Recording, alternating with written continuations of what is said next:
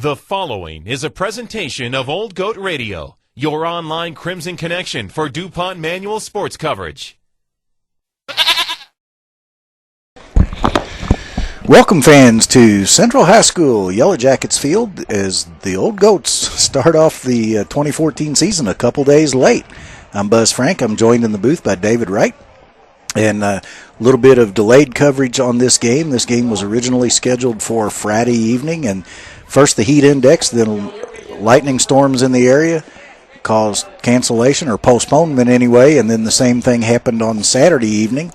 So we're trying it again on a Sunday evening. Dave, this is the first time that I can remember anyway that the Crimsons have played a game on a Sunday. I believe you're right. I cannot recall anything. No, I certainly don't. And the key here today, it's roughly 5:30 in Louisville, and we're looking at the heat index ratings, and we got to be close. It looks like the temperature in Louisville is 88 degrees. And if you have have 70% humidity in that range, you're going to be at a heat index right around 100 degrees, which then makes it discretionary whether you play or not. If it goes above that to 104 degrees, then it's mandatory that you not play.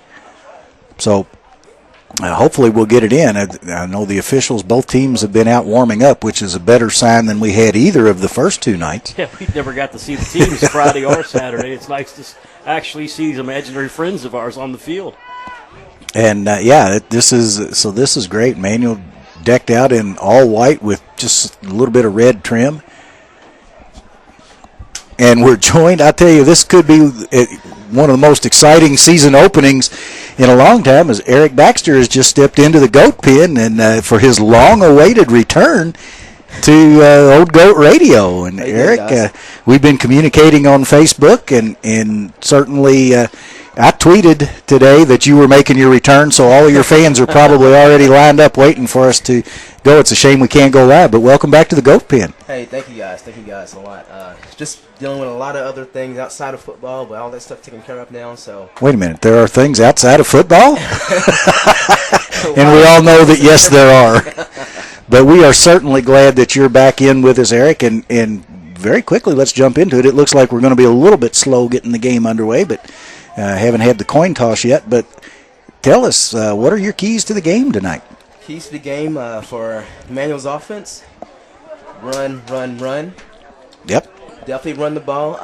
Just based on what I saw in the scrimmage against Bowling Green, Nero is a powerhouse. I mean, I've actually been following him on Facebook. Okay. And he's been doing a lot of the camp things, university camps. Wow. Okay.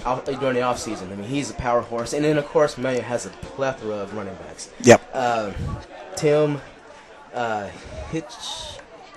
Comstock. Comstock. Sorry, Yep. I'm getting Quarterback. I'm getting back in the mood. That's all right. Comstock, watching him, he does well under pressure.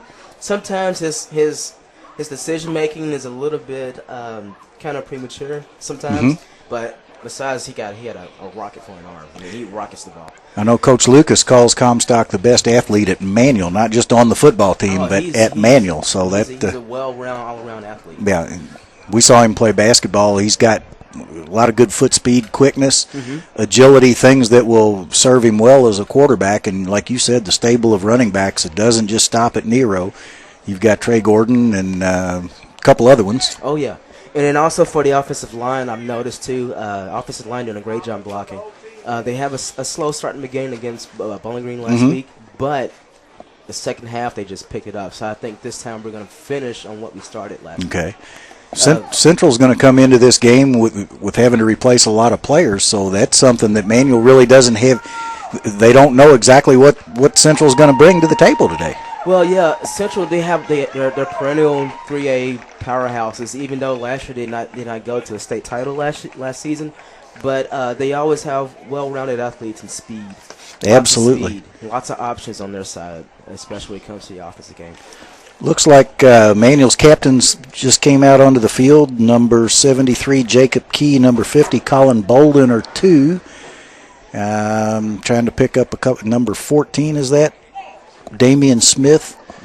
That's 3 of the 4. We'll pick up the other number when we can get it. And this has always been kind of a measuring stick for both teams, really. Central, in their years, last year they did not win the 3A championship, but certainly in years past they have. And they're always a solid team and always seem to give manual fits. And well, tell us another thing, Eric. You, as a coach, and you've been around players, when you have delays like this and you don't get to play when you're, what happens to the psyche? Well, adding to the fact that you're dealing with teenage players, the teenage athletes, so it's a mixed bag of things. But on top of that, you have a lot of players that get amped up, especially on Friday night. Sure. But then they have to tone it down because, hey, you got canceled not once but twice. And now you're playing on Sunday afternoon, so you hope that, they didn't eat a big Sunday meal. Right. The Sunday supper before football. So. I paid a price for that. My senior season, we used to work out on Sunday, and it was kind of a light walk-through thing, just kind of jog through a few things, film session. But we lost on Friday night before, and they turned it into a conditioning session because a bunch of us had cramped up, myself included. And and Michael Nero is the other captain, and that Sunday dinner came back to haunt me. It didn't come up, but it haunted me the rest of that afternoon. So certainly we're ready to kick off. It looked like Central won the toss, and we'll have Eric back here at halftime. And boy, I tell you, I can't say enough how excited I am that Eric's back with us. So let me get out of the way too, as he does the important work. Absolutely. We kind of got a hint of that Friday night when Stacy Pendleton said we need to get somebody on the air that knows what they're talking about. Right. Well, and of course he was talking about basketball, but it goes equally as well in football. Well, it's the most wonderful time of the year. It certainly is, and I know a lot of people associate that song with Christmas, but to me it's high school football season, and we're a couple of days late, but we are going to get to kick it off today. And at question will be that heat index, which by my calculations we're precariously close to it now. And not only that, but you wonder, if it does rise up a little bit, do you play a couple quarters, and then maybe if the heat index is too much, do you wind up calling the game? So we'll see if we even get a full game in. That's why it's so important to seize an early lead. Absolutely, yeah. You want to establish something early, establish your will. David, in years past, we've seen the games come down in a lot of cases to Manual's depth, getting into the third and fourth quarters, and we may not have a third or fourth quarter today. That's one thing, but the other thing is with this heat index being what it is, then you can expect to have cramping. I was speaking with one of Manual's assistant coaches a week and a half or so ago, and he was talking about how great it had been because no practices had been canceled or moved inside because of the heat index. And here we are with a game that was literally at least delayed because of the heat index. So it's kind of something new, a new deal here. Chris Russell has it teed up, and as fate would have it, number 2, number 25 of the Central names are not on the roster. Yeah, and I was able to get this off of the KHSAA website. High short kick going to be fielded at the 10. Central sends up a wedge up the middle. It's across the 30, out to the 33-yard line. A decent return by the Yellow Jackets. Yeah, pretty nice return there. Yeah,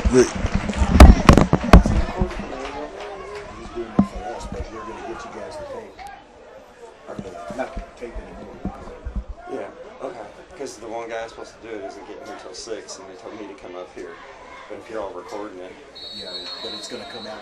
So Central huddles on the sideline. Finally takes the field, and let's see who we have at quarterback. Kind of an odd game here. Concessions are closed, and we don't have a PA announcer. That's going to make it interesting. It's Myron Norfleet out of the shotgun for Central. One back to the right. Man in motion right is number 22. And Chris Dyer will sack him back inside the 30-yard line. That was Chris Dyer coming off the edge. Just a big play to start the game as Christopher Dyer, number 33, just came charging in from his right outside linebacker position, and nobody blocked him. Kind of shades of what we saw from Francis a couple of times on Central side of the ball a couple years ago, Dave. And that's a good way to establish things at the start of the game. Norfleet does have some experience at quarterback, but Central is a very inexperienced ball club. And we have a player down, number 29 for Central. And we apologize again to the viewers. We don't have a name to go along with that number. Appears to be a leg injury of sorts. The roster I got has a whole lot of names without numbers. It's got quite a few numbers. And then, of course, without a PA announcer, it's even harder to come up with some things. So it's going to be an interesting night. It's 2nd and 17 for Central. One of their running backs shaken up. He's going to walk off with some assistance. It looks like an ankle sprain. Yeah, hopefully it's nothing major. Certainly this time of year, you hate to lose anybody for any kind of time. We hate to see anybody get hurt, no matter what team they play for or what time of the season it is. You know, talking about diehards, Dave, the Old Goats are here for the third evening in a row, and we've been joined in the next cubicle of the press box by Bob White, longtime sports writer around town. And Bob's here for the third night in a row. So Bob's been near as I can figure, he's been around in the 50-year range writing about high school sports in Louisville. If it's not 50, it's 48 or 49, I know. Manual and tight man coverage on both wide outs. Central stays with the shotgun. Flanker to the left. Long snap count. Finally comes high. It's going to be handoff to the left, and he's not getting anywhere. I think a loss of about 3. Yeah, just swarmed over that time. Tyron Horton, number 35, just blasted through one of Manuel's defensive linemen. Let's introduce that Manuel front. Buzz. Well, as I can see the numbers, we'll try to give you everybody we can. We have number 92, Derek Dorsey. And we mentioned Tyron Horton on one linebacker spot, Damian Smith, number 14. We'll get to the rest of them as we pick them up. Sean Pleasant, I think for the moment he's out of the game. Actually, I think he's going to load up at nose guard.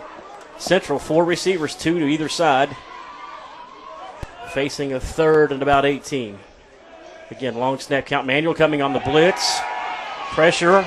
And he's going to be sacked again, back to the 21-yard line. Yeah, Colin Bolden from his middle linebacker position just came through on the blitz and forced Norfleet to move with the ball. Tyron Horton got credit for the sack, but that was certainly brought about by Colin Bolden's blitz. And, Dave, I got to dispute one thing with you. Sean Pleasant is not a nose guard. He is a nose tackle. Excuse me. Reese West is back at the Manual 45 to field the Central punt. We got a punter inside the 10. Can't get a number on him at this angle. And we've seen in years past that the punt game could be an Achilles heel for Central. Gets away a high short kick. It's going to be fielded at the Manual 41. Fair catch by Reese West. Yes, that is the son of Manual Hall of Famer Chris West and a former teammate. And also, I truly, think the brother of Ryan West as well, isn't he?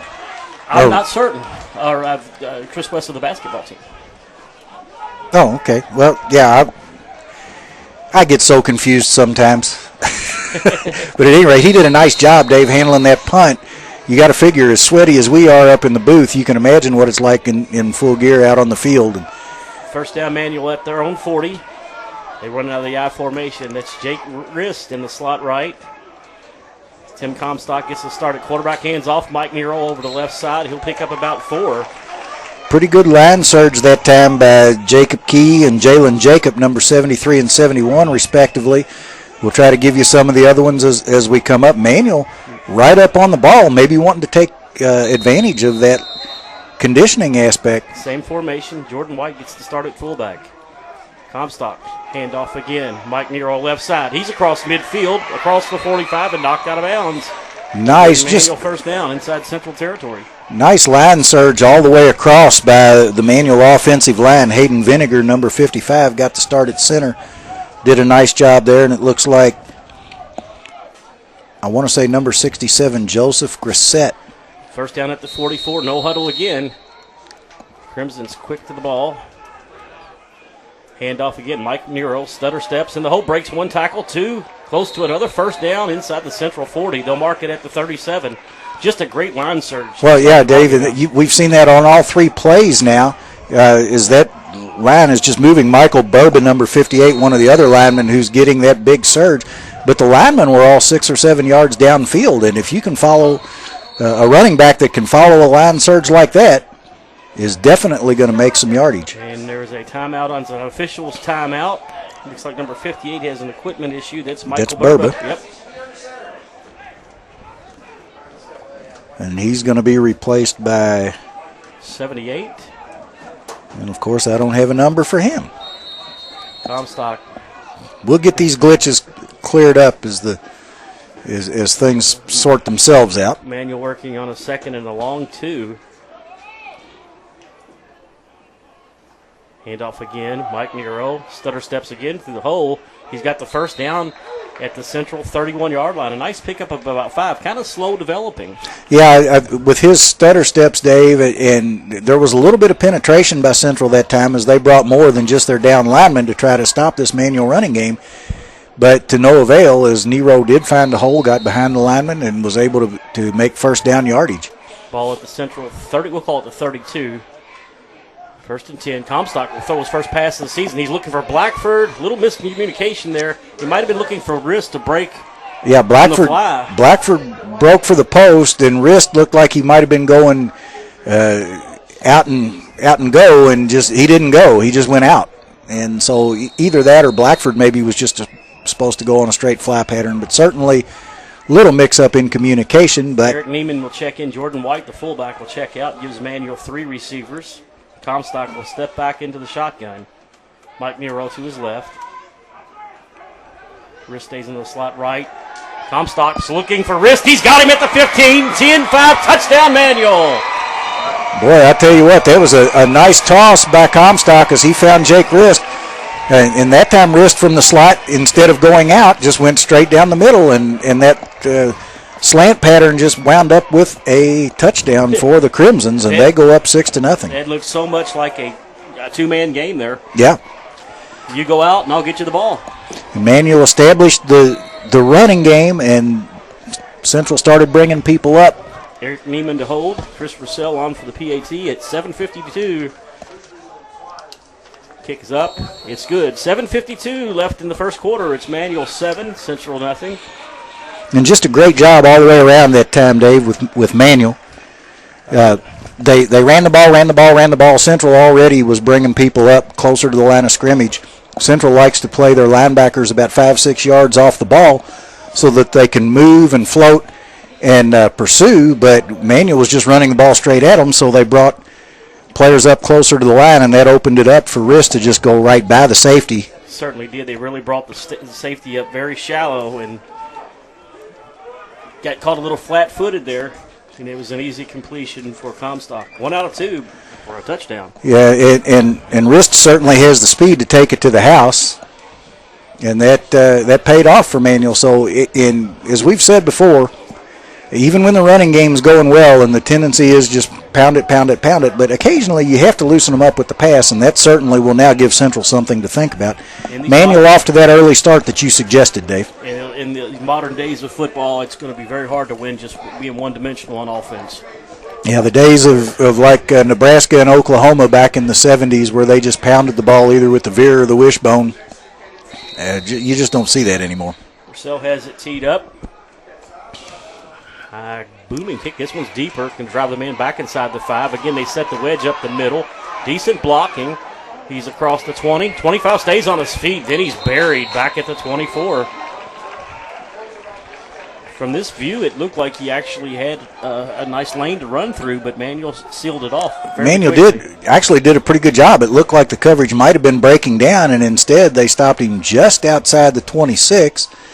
Again, going back to my thought process each year, I'd sure like to see kickoffs go in the end zone and make them start at the 20. But I'm going to try to name the secondary here. We got Bryce Cosby at one corner, number 21 Jordan Gonzalez, Western Kentucky signee at the other right, number 2 Omari Alexander at one safety, number 23, I think that's Charles Canada at the other safety. Central 3 receivers box to the left, that little teacup formation, 1 receiver right. Central works out of the shotgun. Long snap count. Finally it comes. It's a quick toss. They try to sweep left. Lose one tackler, two. Got some good blocking out across the 30 to the 34-yard line. So a positive play for the Yellow Jackets. Yeah, Manuel got good penetration and really looked like they had that play stuffed for a loss. And then the running back did a nice job cutting back, and Jordan Gonzalez had to make the tackle in the secondary. Pretty nice gain for the Jackets. It's going to be second down and about 2. Sometimes football's no more than a checker game. You put more men in one area, you can win the battle. Normally you win that way. And it's Norfleet going under center for the first time, and Central works with the I formation. 2nd and 1. Handoff, halfback. I don't think he's going to get the first down. I don't think he got back to the line of scrimmage, so it's going to be 3rd and short. Yeah, it's still going to be 3rd and about 2. I think you're right, Dave. I think he got within about a foot of the line of scrimmage. Certainly didn't gain anything. Bunch of Crimsons in there, including Derek Dorsey and Dyer. We've got another officials timeout here, and this may be for water, as both teams will go to the sideline. Yeah, I think that there's probably a mandatory clock stoppage or something like that, where each team's going to come over and cool off, and that's good. You can't take chances with these young athletes on the field. And you know, we were having some discussions during the delay last night with another fellow who played back in the day, George Segrist, and you know, water breaks and things like that were unmanly signs of football players back then, and it's a wonder that more young players in high school and at other levels didn't really have serious issues from heat back in those days. But fortunately, pun intended, cooler heads have prevailed, and water breaks and ice breaks and things like that are now a traditional thing, and you have to do that. You have to keep yourself hydrated, and that's going to be a key as this game goes along. 6:43 left here in the first quarter. Manual with the early lead, 7-0. You know, in Central's first possession, Manual forced a punt and then just marched right down the field to score the touchdown. And that came on a pass from Comstock to Wrist, and so Comstock wanting to show that he's not just somebody that all he has to do is hand it off to Michael Nero. He needs to be another weapon for the Crimsons. Certainly, it's no secret the veteran receiving core back for the Crimsons. Yeah. Yeah, you've got Blackford and Wrist. Blackford, who to me had established himself as Manuel's preeminent receiver last year before a season-ending injury, and Wrist, who I think assumed that mantle after Blackford went out. It was like 1 and 1A for a while, and certainly now with both of them back, as long as they stay healthy, Manuel's receiving core is in good hands, and there are others. Not to mention don't get me wrong. Eric Neiman. Neiman. We're back to live action here. Central with a 3rd and 1 at their own, we'll call it 35-yard line. And again, Norfleet will go under center. Well, this is interesting. They didn't gain any yardage, but they're closer to the first down marker than they were. My thoughts exactly. Manuel threatens blitz, but didn't break the plane. Finally, Norfleet will take the snap, sneak over for a first down out to the 37-yard line. He just found the gap and dove through it. Just did a nice job. He read where the gap was going to be, cut off his center's left cheek, and dove forward for about 3 yards. It's going to be 1st and 10 Yellow Jackets. And they go with 2 receivers right, 1 left. And I apologize again. We do not have a name for the number 22, the tailback. This time it's an option right, the hand to the dive back. He'll pick up about 3. Somewhere Coach Steve Hagg is smiling. That certainly looked like a play out of the Veer playbook right there. Certainly did. With the option to give the ball to the dive back or pull it back and run the option, and Central gave it to the dive back. Pretty nice pickup. Going to be second down and about 6. A pretty low-risk offense. Well, there are some proponents who will tell you that the Veer is as good an offense as any out there today, and it may well be. A good way to shorten the game. Central, again, with the slot to the right. And it's the same play. Veer right. This time Norfleet keeps. Sweeps right in. He's close to another first down. I think he has one out to the Central 49. Yeah, that time he pulled it back. Manuel stopped the dive back right in the hole, but Norfleet with the nice job. A little deception there.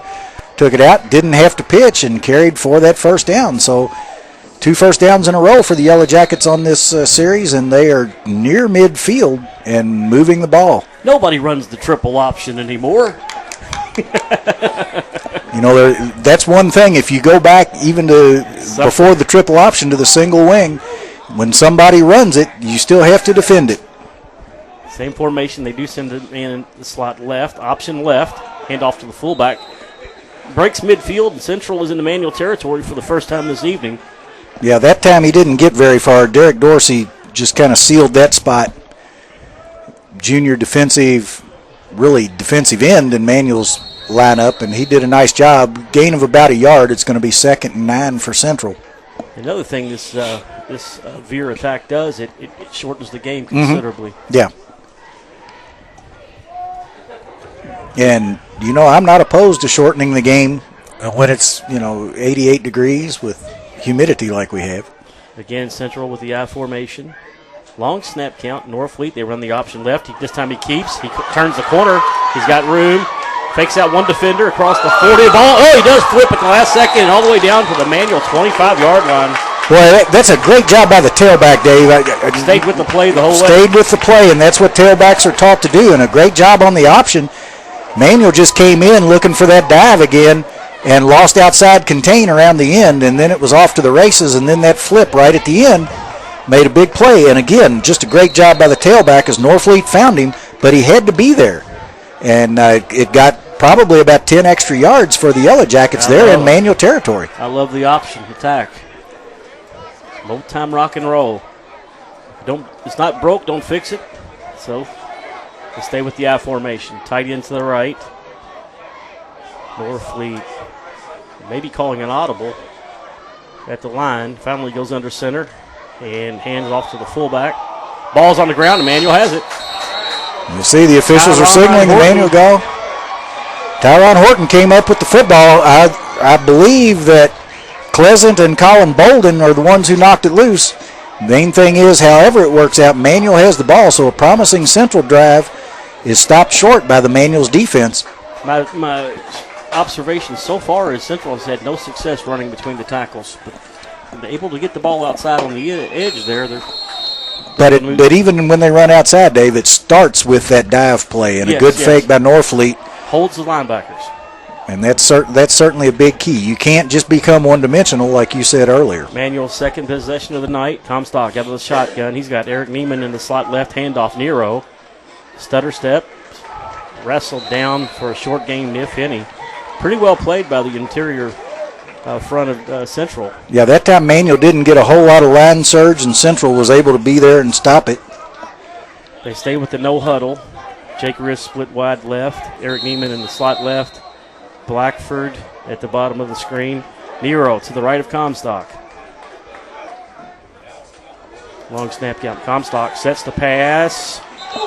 A little contact. That one hits the turf. Yeah, that ball was deflected as it came out of Comstock's hand, Dave. And dangerous pass. Yeah, I think it's a good thing it was deflected. Had it been on target, it may have been intercepted. I want to call your attention to number 44 out there, Dave, playing tight end, Chase Gavin.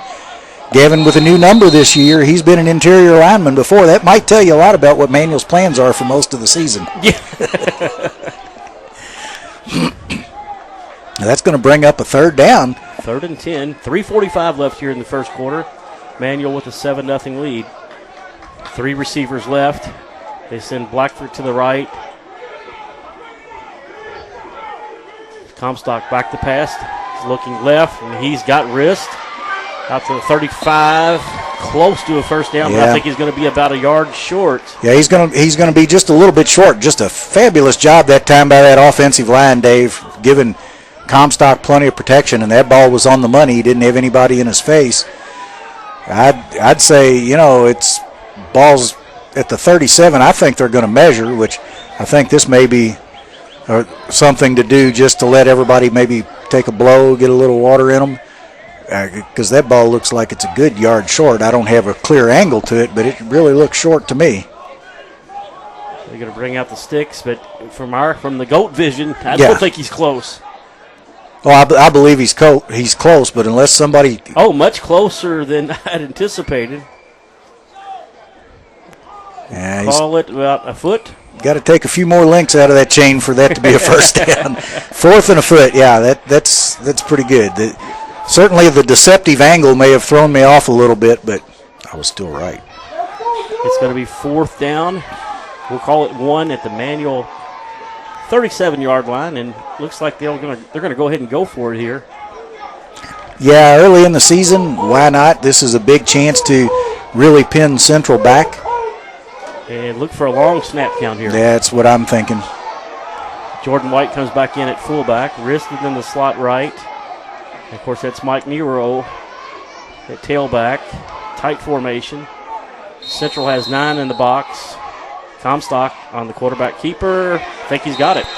Yeah, he spun out, Dave. I tell you what, Manual went with the quick snap instead of the long snap, and it was like Central was ready for it. They almost moved in synchronicity with the football and got some penetration that I wasn't expecting. But Comstock, good. William Britt has snuck in at quarterback. Comstock ran to the sideline after getting the first down with his helmet off. Might have an equipment problem. Well, if the helmet comes off, you have to leave for a play. Britt under center. Central sends the house. They hit Nero briefly. He may go. Mike Nero across the 50, 40, 30, 20, 10.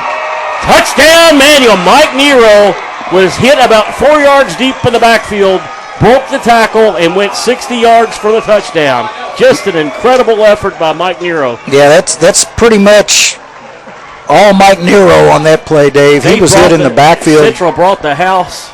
It was what would you call a jailhouse blitz. Yeah. It was a run blitz trying to blow him up in the backfield, but if you're going to hit him, you better put him on the ground. Well, that's right. And when you bring that many people, then there's nobody left in the secondary to catch him. And once he broke the plane, he was gone. Neiman will hold for Russell. Having a little bit of an issue with something on his wrist he tore off.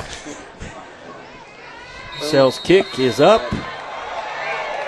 And it's good. 3:05 left here in the first period. Manual 14, Central nothing. A little bit iffy there for a second, Dave. I know one of the things that we commented on last year was long snaps, and so far on these 2 extra points, the long snaps have been pretty good. That's a big key, especially as you go into the season and particularly in the playoffs where every play makes a huge difference. Well, we've seen both teams with 2 possessions apiece, and Manual with 2 good offensive possessions. Mm-hmm. Central, the first one was a 3-and-out. The second one was a lot more productive, but yet Manual still has the 14-point edge. And as much as you'd expect out of this offense by the Crimsons, Dave, I really expect more out of the defense this year. I mean, they've got just that solid defensive line that is really capable and experienced, and some pretty good experience at linebacker as well. Secondary has some experience and will gain experience as the year goes along, but I really expect the defense to set the tone. But the offense, certainly when you've got a Michael Nero and a Tim Comstock and a veteran offensive line, you should be able to put some points on the board. Russell has it teed up for the 3rd time this evening. And again, number 2 and 25 are deep for the Yellow Jackets. My apologies, we do not have names for the numbers. Russell's kick is going to be fielded at the 5. Again, they set the wedge up to the right this time, across the 20. Good coverage by the Crimson kickoff team. Yeah, again, Manual got down. They stayed in their lanes, did a nice job, and brought the ball carrier down. Kind of a tough angle here at Central. The good news is there's enough clouds in the sky to prevent the sun from shining directly into the press box. And by the way, when we talk about a heat index, if the game had to be played in the press box, there's no way they could play it. It's just way too hot up here. It wouldn't be able to be played in the press box until probably November. Yeah. Yeah, the field is laid out here north and south. The visiting stands are on the west side. Yeah, that would be west. So we're on the east side. As the sun sets in the west, it would Central shine has right a man in. wide left here in the slot. Nobody picked him up. They hand off to the dive back, and he's buried. But if Norfleet could have saw the man in the slot left, he was virtually uncovered. Just a quick hitch. The safety was over him, but was 15 yards off the ball. Going to be 2nd down, and they're showing it. They didn't move the 10. down marker, so it's right at the line of scrimmage. 2nd and 10, the ball at the Central 20. Norfleet will go out of the pistol formation. 2 receivers left, 1 right. Manual in very tight man coverage with the corners. That can be dangerous with speed like Central has. And very shallow safeties. Manual coming with the blitz. It's the bubble screen to number 2. And he breaks 1 tackle, 2. And then knocked out of bounds. A flag comes in late, and that's where you're going to see a hold.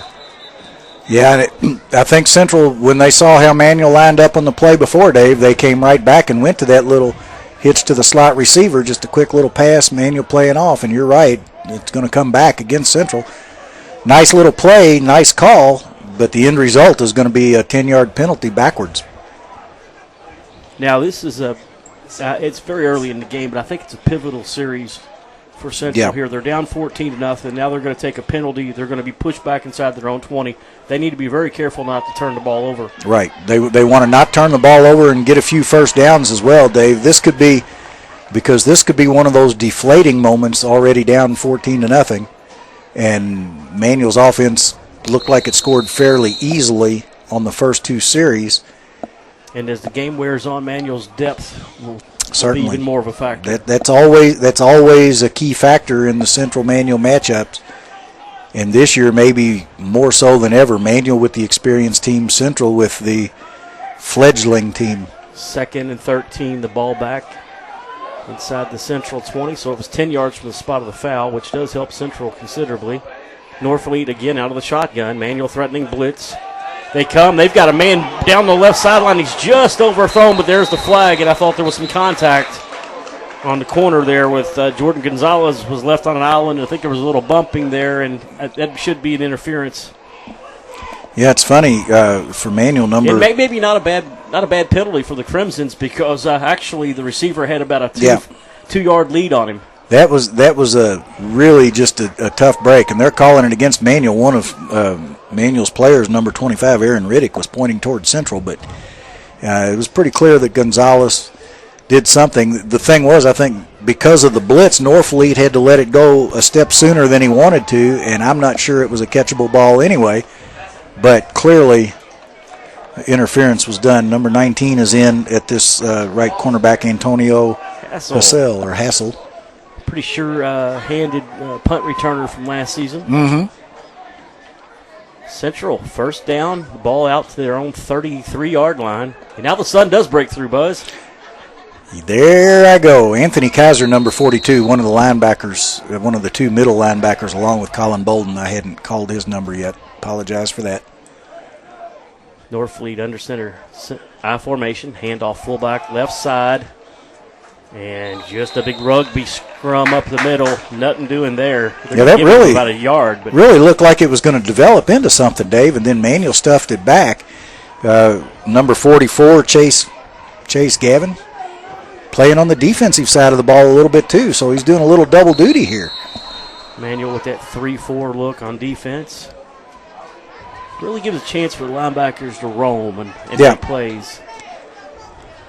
And they did close up on that hole pretty quickly. And it looks like they gave him maybe 2 yards. It'd be 2nd and 8. A receiver to each side. Norfleet out of the shotgun. He's got a wide receiver to his left and a timeout. Well, we got some equipment issues right down here. One of the officials is working on one of Manual's players. Problem with those snaps here in the heat. They're ready to go now. 2nd and 8. Less than 30 seconds to go, first quarter. This may be the last play before we flip-flop sides. And Norfleet out of the gun. 3 receivers now right, 1 left. Manual again comes with the blitz.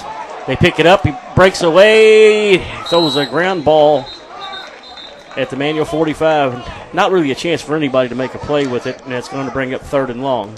Pretty good coverage out there by Hassel, but also an underthrown ball that nobody had a shot for, and Chase Gavin did a nice job forcing him out of the pocket. Pretty good job from his linebacker position to create some havoc in the backfield, and it's going to bring up a 3rd and long for the Yellow Jackets. Yeah, it certainly disrupted their timing altogether. So far, Manual's been able to do that along the front line there, and with their linebackers, they're creating things. And we got another penalty. I didn't see the Ineligible flag. Receiver downfield. I didn't see a flag either, but Manual's going to decline it. bringing up third and 8. 18 seconds left here in the first period. That's confidence in your defense, Dave. Yes.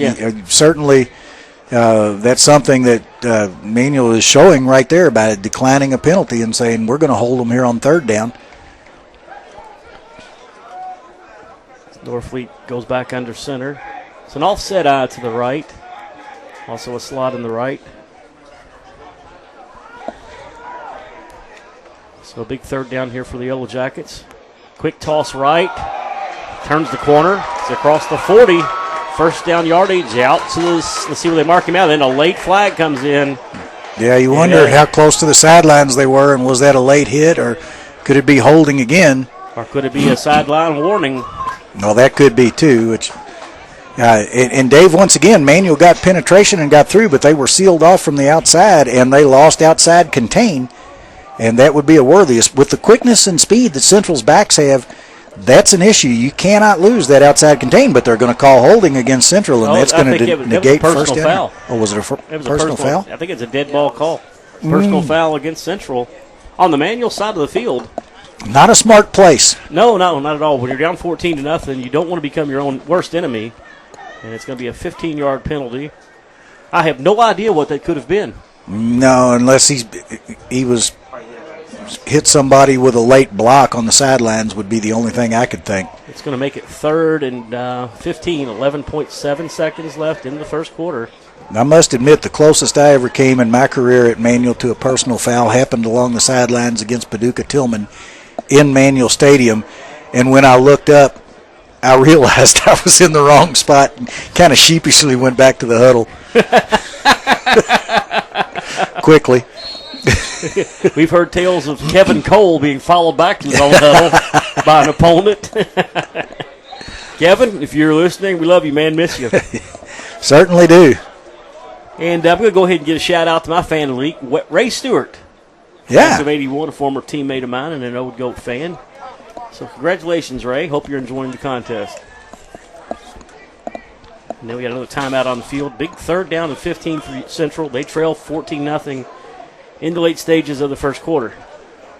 Speaking of classmates and former teammates, Mark Lawson, the horse, catches up with the Old Goats every weekend and listens and watches religiously.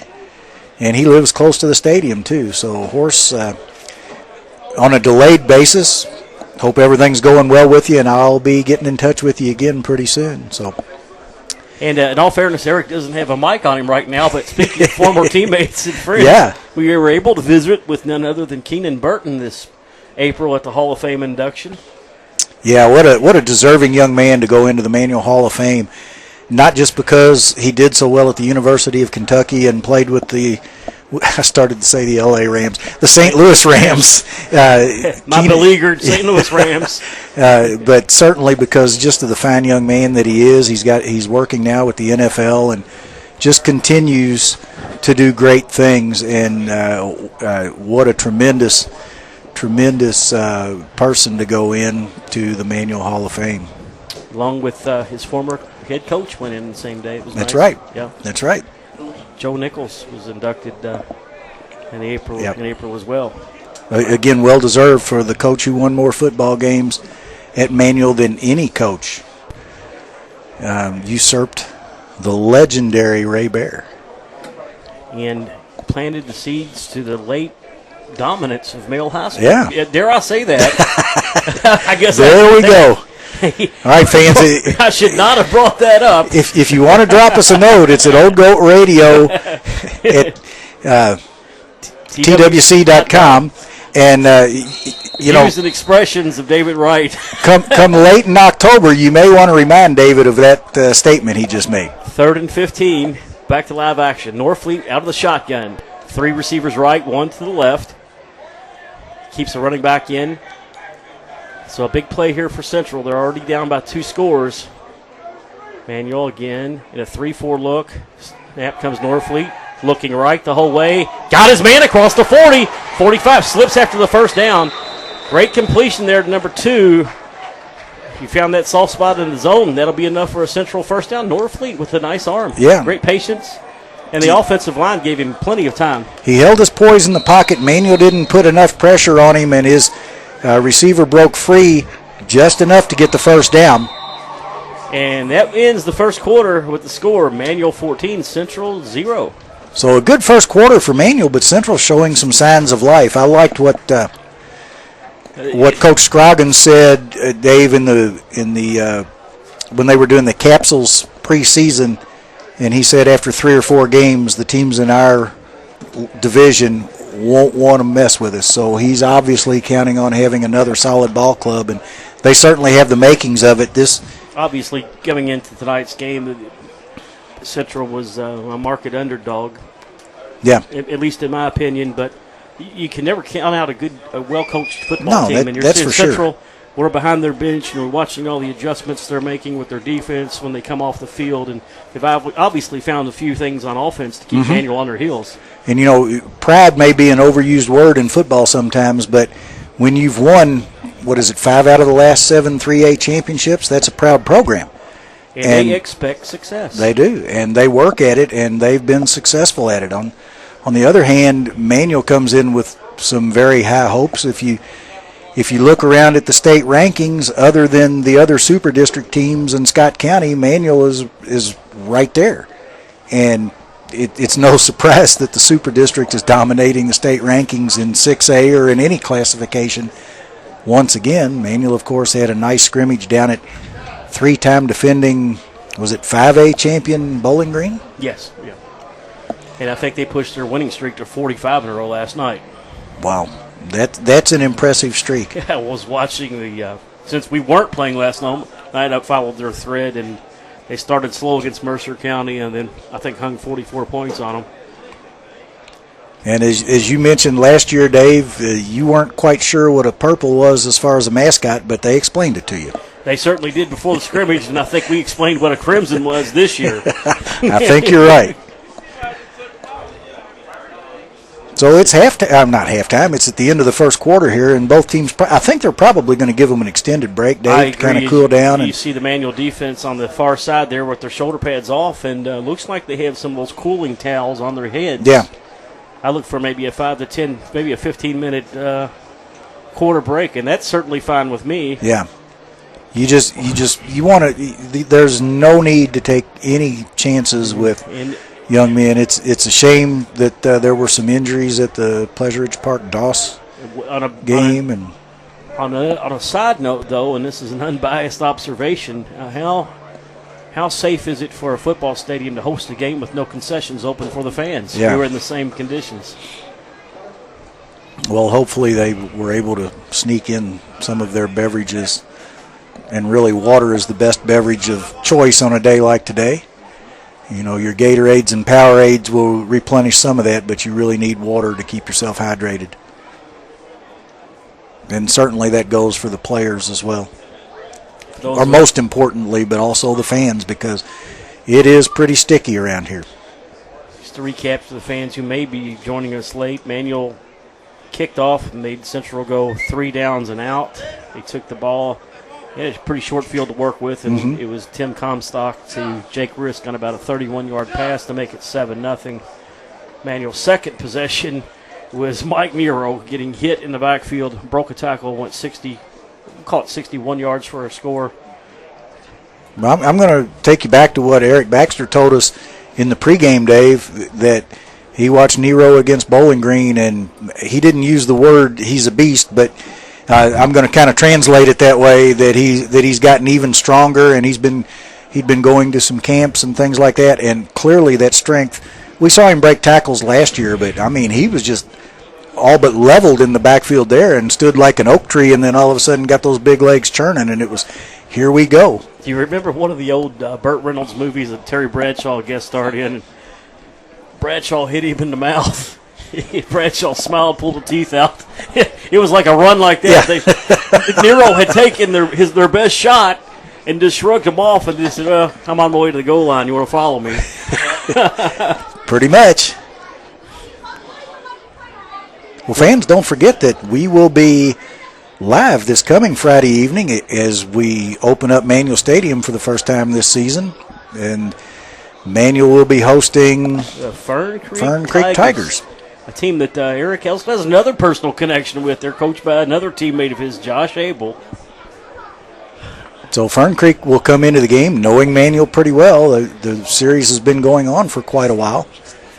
Kind of a history going back to one of my teammates, Russell Gibson, who coached at Fern Creek for quite some time and had some of the Tigers' biggest successes while Coach Gibson was there. I was thinking about that this morning, that Manual has a habit of sending great coaches to other schools. Fern Creek is one of them. St. X was another one in the old days, believe it or not, listeners. Well, even at that case, for a lot of, when you mentioned St. X, for a lot of Mike Glazer's tenure, one of his assistant coaches was a former teammate of mine, Arnold Drury, who finally ascended far enough up the ladder over there at St. X to where he didn't have to coach on the field anymore. He was like a vice principal or something like that. Oh, boy. I think before, I believe he's retired now. But at any rate, and he had a reputation. Former St. X students from the 80s and 90s and early 2000s, if I bring up Mr. Drury's name, they speak of him in kind of awe and reverence. And apparently they didn't cross him in the hallway. So again, it's an extended break at the end of the first quarter as both teams down on the field. I see a couple of the Central players still with their helmets on. I believe I'd have all of my players with their helmets off. That's one of the things. You trap in a lot of heat with something on your head. I can't imagine it on a weekend like this to keep your helmet on by choice. I know that was one of the things, again, going back to the old archaic rules from when I played, was you never took your helmet off. Different day and a different time now as we understand the effects of heat. And that may explain a lot about me, too. And the effects of dehydration. Yeah. Certainly, we were a little more accustomed to heat back in those days because air conditioning wasn't as prevalent as it is today. Charger.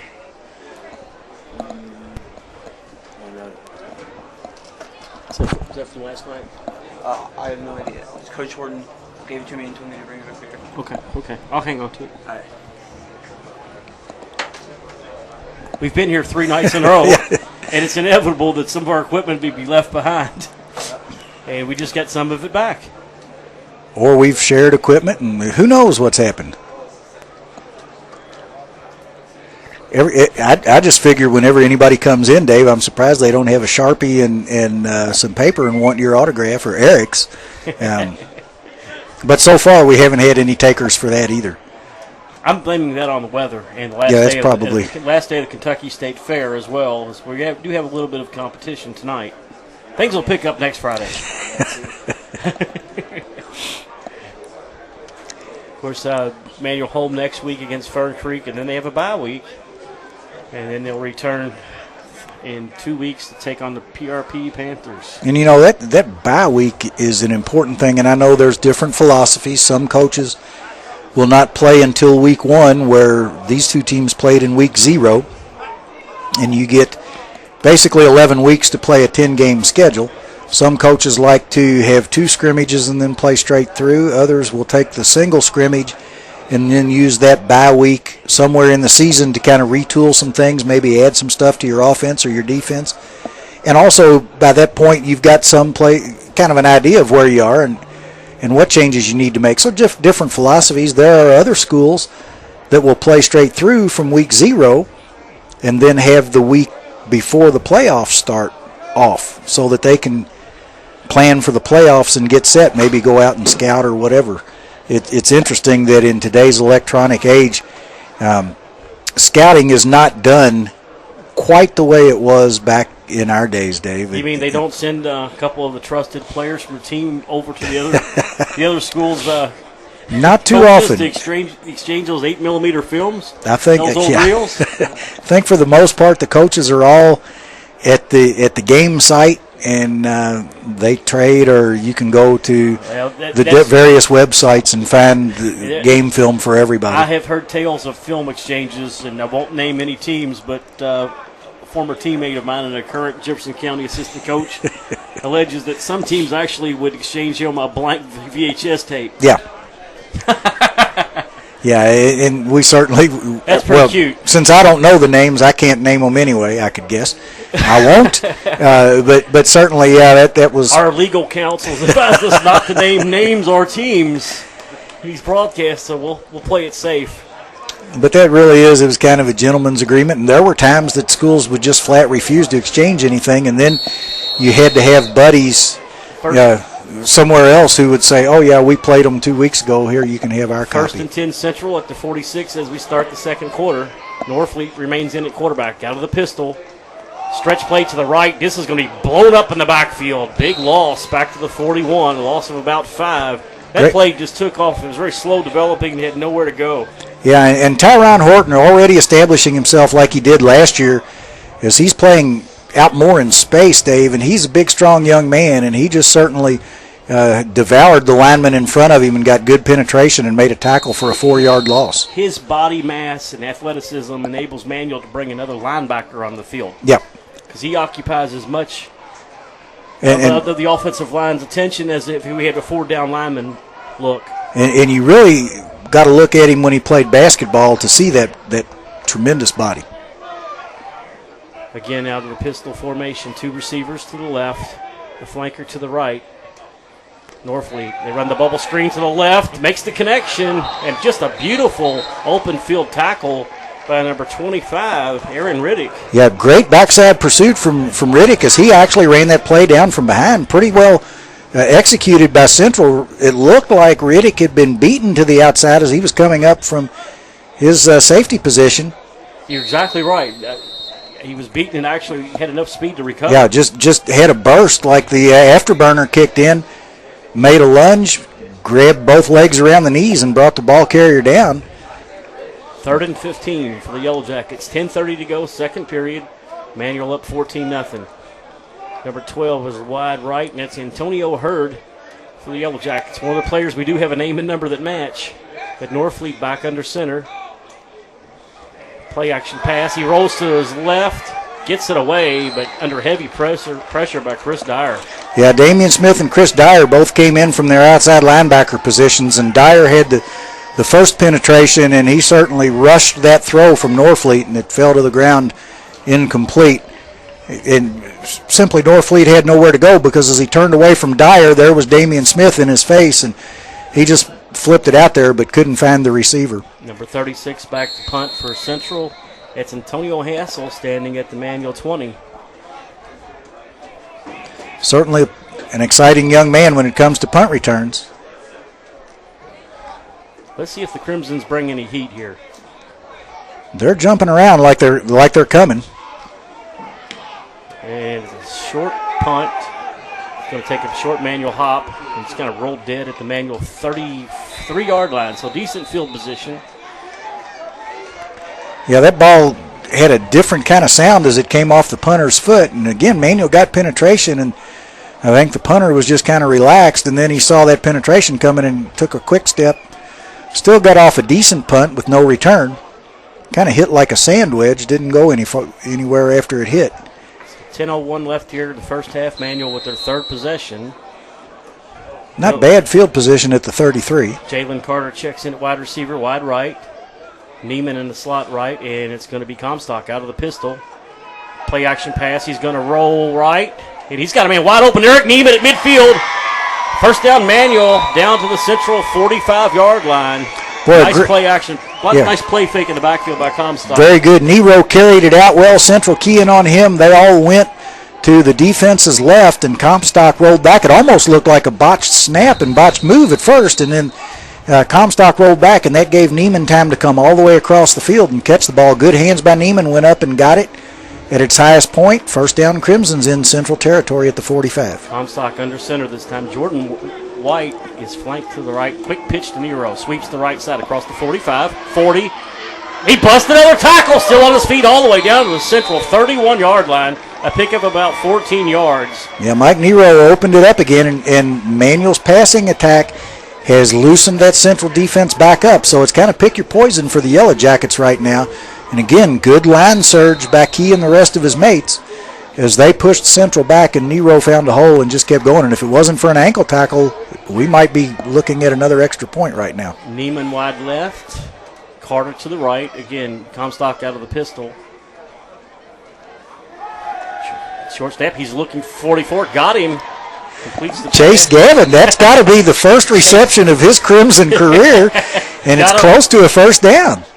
This is a versatile attack. Chase Gavin, of all people, comes in and gets a reception at tight end. Well, we mentioned he'd been an interior lineman for the first years in the program and changed numbers this year. Comes out wearing number 44. And I think that's Manuel saying, okay, you think that we just put him there to give us a sixth offensive lineman? Let's show you something, guys. Good job by Gavin to get open and catch it and run. Comstock out of the gun. Two receivers right, one left. Nero to his right. Comstock rolling right. Had some pressure, eludes him. He's going to toss one deep, and it was almost intercepted at the goal line. Looking for Blackford, but he was well covered. Number 14 got a hand on it. That was Kendall Briggs. Yeah, Comstock did a nice job of eluding the rush, but that pass was ill-advised, Dave. I think he could have run and maybe picked up the first down. I thought he could have picked up at least 10 yards. Yeah, and he just kind of tried to force it in there, but basically Manuel had a free play there that they almost gave away.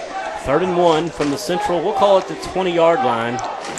I would expect to see Nero get the ball or maybe a quarterback sneak. Number 26, another fullback, Andre Teague comes in.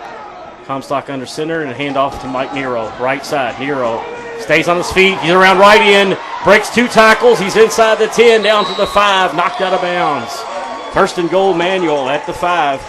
Just nice. a great job by the offensive line. Yeah, again. particularly Hayden Vinegar from the center position as he got downfield.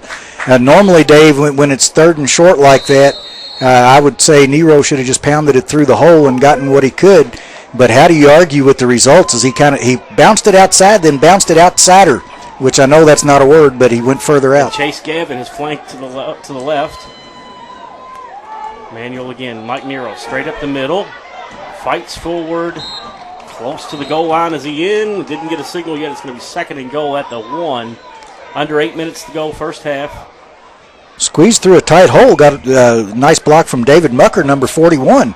I tell you what, Manuel's very deep at the fullback position. Mm-hmm. We've seen at least 3 different fullbacks come in and out of the game here in the first half. And again, probably part of the game plan tonight, taking advantage of the depth in these weather conditions. You know, and at fullback, for all practical purposes, is a lineman. Yeah, and White is back in there now.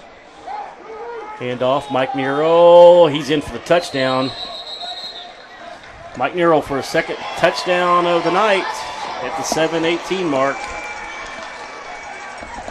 Just a nice job that time mixing up the plays. The offensive line did a nice job. And just what can you say? Nero ran the ball hard and made a couple plays on his own, but he certainly had good help. And again, Manuel's offensive line doing a nice job. Neiman on the hold. Rousseau for his 3rd PAT. And bobble the snap. Neiman will roll wide right. There's nobody to throw it to, or is there? Oh, in and out. Chase, of all people, Chase Gavin had a shot for the 2-point conversion. Yeah, a Central player made a nice recovery. Neiman kind of floated that ball up there, and it just took a little bit too long. Gavin did a nice job. When the ball was on the ground, you holler, our call sign was fire, and everybody who's eligible tries to get open. Gavin did, but Neiman couldn't quite get him the ball, and that was that bugaboo from last year, Dave, is that snap was about 2 yards short of getting to the holder, so you can't blame Neiman. He just did what he had to do. The timing was all disrupted. Still, it's 20-0 for the Crimsons. And I can't say a perfect performance, but a near perfect performance so far for the Crimsons. Yeah, it's certainly off to a good start. It's kind of one of those things where I don't want to say worth the wait. I think everybody would have much rather played this game on Friday night and gotten it in and then started their preparations for games coming up this week. But certainly after 2 days, it's nice that they came out. I know Eric talked about it in the pregame as well, about how you've got young high school players, 15, 16, 17 years old, and Now, here's something interesting. As I'm looking at the kickoff team, I'm seeing a lot of very young players from the Manual roster in on this kickoff. A lot of freshmen and sophomores in there. Yeah, I also see Christopher Dyer in, as well as number Anthony 41 Kaiser. Mooker. So you're going to get a few of them in there with some experience. And the key here is cover your lane. Here's the kick. It's going to drive the return man back to the goal line. That's a touchback. There's our first touchback of the season, and just a nice job. That's my favorite play on a kickoff if you're the team that's kicking the ball. Yeah, and that's something that was, in all honesty, last year was lacking on Manual special teams, is getting the ball in the end zone on Yep. the kickoff. But Yep. If you can prevent a run back and make the other team start at the 20, and I know you'd like to have them boot it around or something and fumble it and catch them inside the 20, but I'll take all of that other stuff out and give me those touchbacks. Make them start at the 20, especially with a defense like this that's capable of moving the other team's offense in the Manual direction. Central's fourth possession of the night. Dave, I got another comment I'm going to make after this play. I meant to make it before the game started, but you see how my mind works.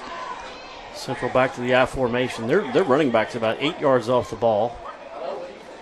Hand off to the fullback. Cuts it back to the left. Slipped a couple of tackles, but very short gain. We'll give him about 2. Good pursuit that time by the Crimsons. The tackle number 25, Aaron Riddick, was the final guy. Dorsey and Dyer also had a hand in. Dave, Central came out today in all black uniforms. Yeah, an interesting choice for a home team on a day like this. On a day like today. If they'd have had I know a couple years ago, didn't they have all gold uniforms? Yeah. I would have preferred to see them in something like that, just because we know how black absorbs the heat. Slot to the right for Central. They look good, though. They do look good. I love their helmets. Man in motion left. And handoff again to the fullback. Drives ahead for a gain of about 5. And sometimes you have to keep doing it, even though they hadn't been getting much before. And you're also thinking it's keeping Manual's offense off that field. Right. Damian Smith in on that tackle.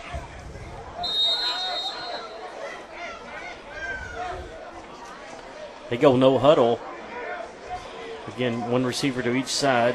Well, and if they continue to run the ball up the middle and start gaining some yardage, then Manual has to pinch in again, and that opens up the wide stuff. Tight end to the left. And again, handoff. Well, actually, fake the dive. Quarterback keeper for a short gain. He's going to be short of the first down. And with 5:44 left there in the half, what do? Do you go for it? I think they'll probably go for it, although their punter's done a pretty nice job. Number 56 for Manual has to come out of the game. That's Rodney Hines. His helmet came off. We've seen two Manual players tonight have to run off the field because of equipment. Well, you got to figure, as sweaty as your head's got to be, if the chin strap comes the slightest bit loose, that helmet may just slide right off. And I think we're going to get another officials timeout here to both teams come to the sideline. It's 4th and we'll call it 2 at the Central 28-yard line with 5:33 left in the first half. It's 20-0 Manual. And it's pretty much now or never for the Jackets. Yeah, I think so. And Kaiser was in on that last tackle too, Dave. I want to make sure we give him credit before we move too far down. But yeah, I think with just over 5 minutes left to go here before halftime, Central's already down by 3 points. I'm thinking at this point you might as well go for it. True, and who knows if we're going to get a second half out of tonight's contest. Yeah.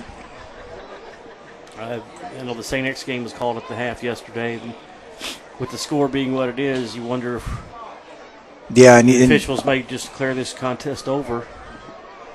Yeah, especially on the school night. Yeah. There's a lot that could come into play here on a Sunday evening on a hot, humid day in August in Louisville. And it may come down to a head coach's meeting at the half, saying, "Look, this contest is over." But I think both coaches have probably got a lot to take away from this first half that they can work on. Certainly, the first game of the season, neither offense has shown all the tricks and cards that they have to play, and both defenses have played pretty straight up for the most part. So they're going to be looking at tweaking and doing some other things as the season goes along. and they've seen how they stack up a little bit. I'm not talking like I want to leave, folks. Believe me, I don't. I want to see this game go to the end, but you got to be realistic when it comes to things like young people's health and lives. And it's just one football game. There will be another one in 5 days. Yeah, there was a time when I would have said, yeah, you're right. It is football. I wouldn't have said just one football game. But you're right, Dave, and there is a grander scheme of things.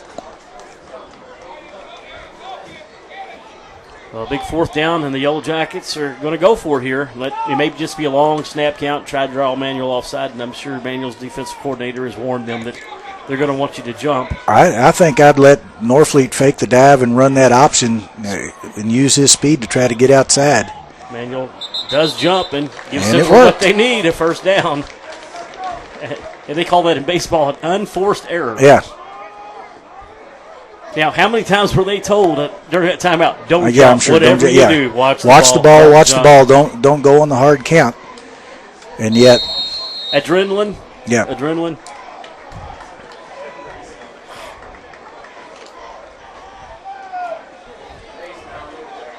He'll make it up, no doubt. First down, Central out to their 33-yard line. Now they come out in the shotgun. No, we are still dealing with teenagers and adrenaline your first game of the season. You want to make that big play. So it's Norfleet out of the shotgun. He's got two running backs to both sides, and he's going to be buried. That play had no chance. There was Dyer. He's been living in the backfield most of the night. Yeah, along with Mucker- Kaiser and Mucker was in there as well, as again Manuel brought both outside backers and just created havoc for the Yellow Jacket blockers. And the problem is the quarterback can see Dyer coming, and when he turns the other way, he's got somebody stuck right in his face again. We're a couple of weeks away past Shark Week, but he looked like a baby seal. Yeah. He did the wise thing and just hit it for the ground. Goes under center this time, back to the I formation. Man in the slot left. And they work the option left. And the dive back had nowhere to go. And he lost the helmet, too. He lost the helmet. Yeah, Pleasant, Horton, Damian Smith, Dyer, just Dorsey, all of them just in there plugged that line. This Manual defensive line is going to be tough to run against. Sean Pleasant looks like he's bulked up a little bit over last year too, and he was only a sophomore, and he was a big young man last year. 4:22 and counting here in the first half, and it's third, call it 16. And actually, Horton, the only senior out of that trio of Dorsey, Pleasant, and Horton. And they're in a teacup formation on three receivers stacked to the left. We saw a sweep out of this earlier in the game. Manual basically with two defensive linemen, and I wonder if Central's not going to call a timeout on this. I think we've got delay of game here.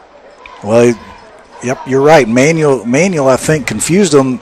They took Pleasant out and brought in another linebacker and only had Dorsey and Tyron Horton, and then they both lined up pinching in on the center, so they were each in a guard gap.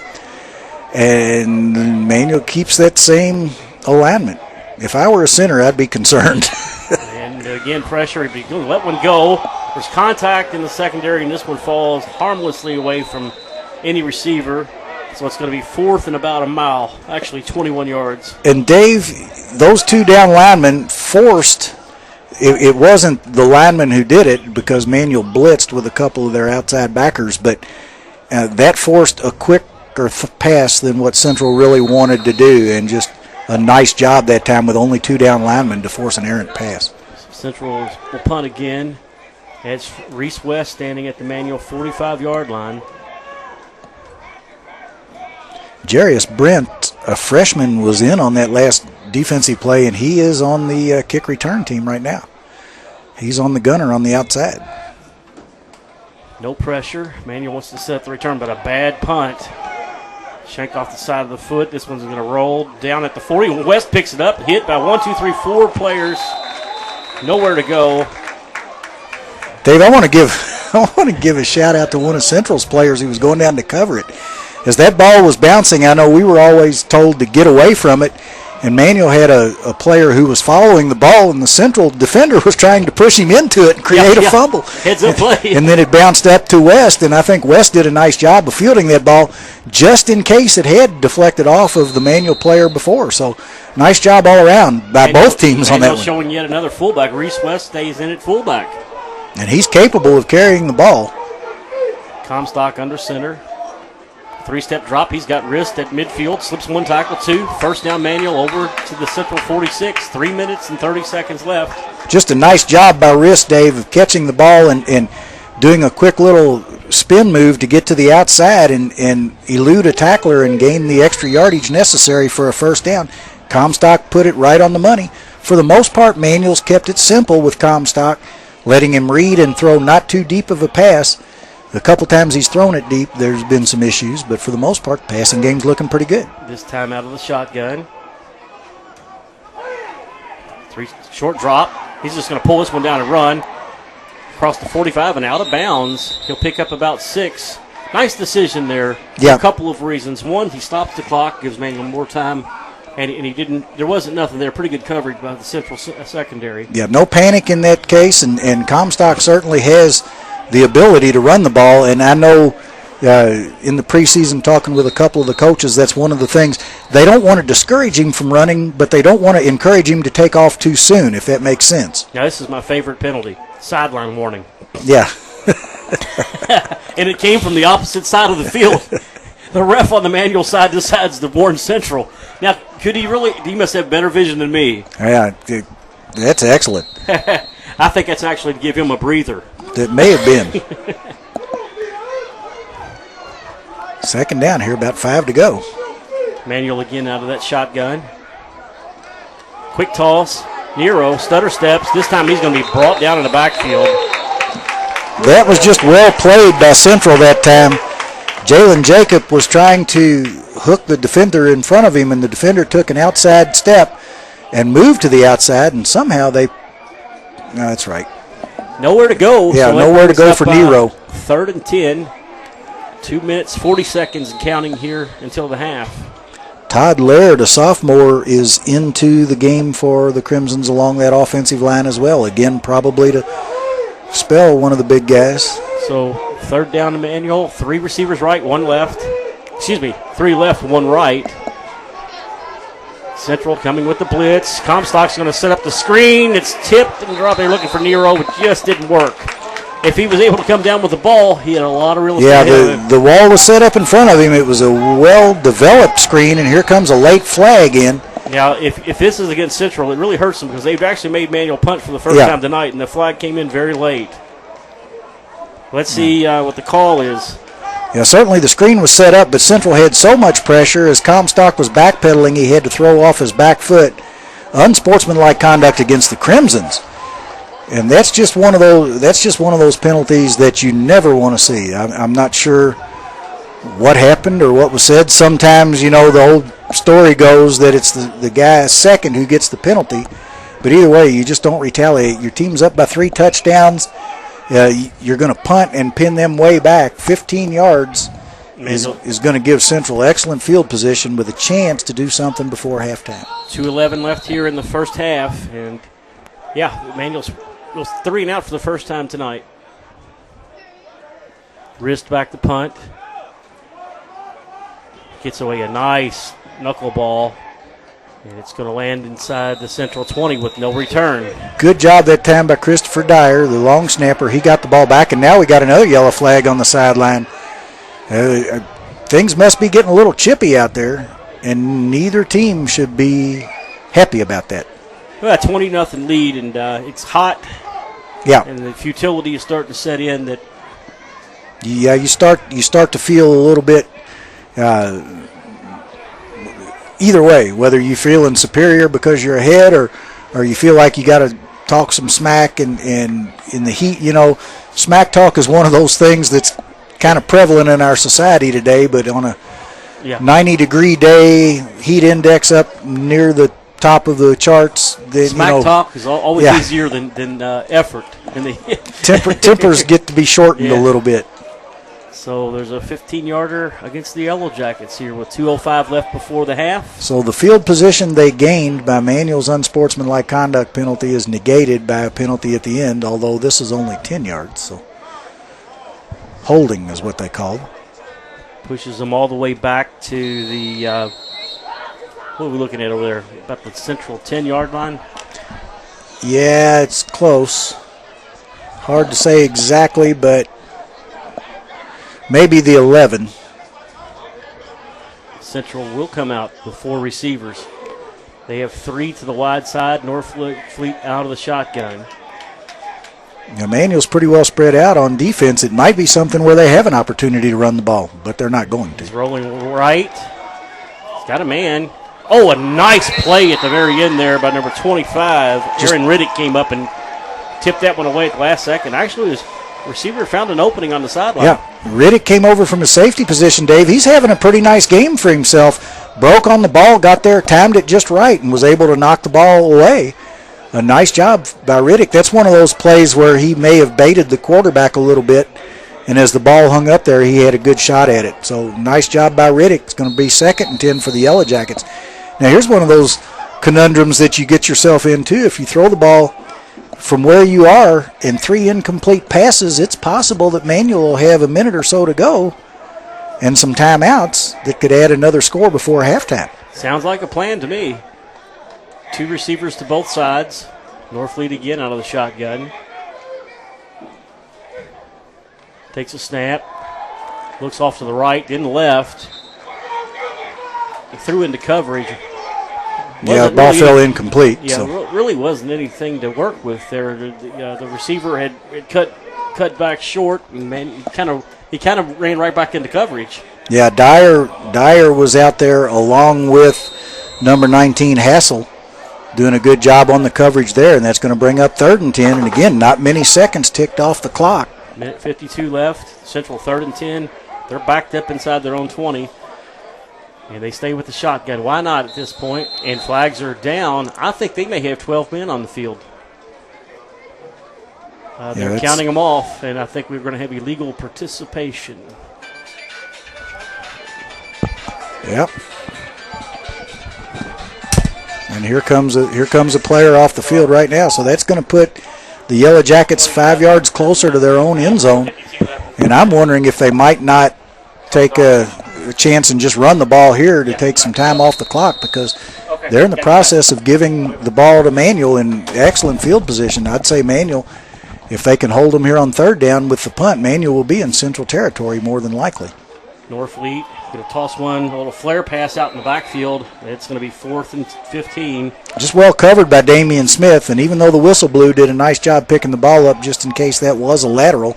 So Central doesn't burn much time, a minute 40-something left to go before halftime, and Manuel's going to have excellent field position. Antonio Hassel, he says, "Don't worry, Coach, I've got this punt. Let me take this one." He's standing at the Central 40. Yeah, Hassel and West have alternated. And the Central punter's standing in the back of his end zone. Don't be surprised if this is not a high snap here for a safety. No, low snap. And they're going to tackle him in the end zone after all. Yes, they do. It was a low snap, but that was Murray Alexander who tackled the punter, number 35, in the end zone. Yeah, Actually, it was Nakia Johnson, the punter, who I said a high snap was coming. It was actually a very low one. Tried to roll to his right and make something out of nothing, but couldn't do it. You almost wonder, Dave, he had time to still get that kick off. I'm not sure if he felt rushed. And then you wonder if maybe he didn't just take it, and I think he might have been able to get out of the end zone, but he saw he wasn't going to get to it. I don't know if that was a called play or not for a safety to go ahead and take it, but if it was a risky way to do it with a low snap that kind of bounced to him. But now they at least get to free kick it from their 20-yard line, which should put Manuel further back. But this is an opportunity for Manuel to tack on 9 points instead of 7, if you could take that 2 that they've already gotten. A minute 42 to work with, and I think Manuel still has 3 timeouts. So another thing that safety does, Dave, is it takes the need for Manuel to think about going for 2 to get back on sequence as far as extra points. True.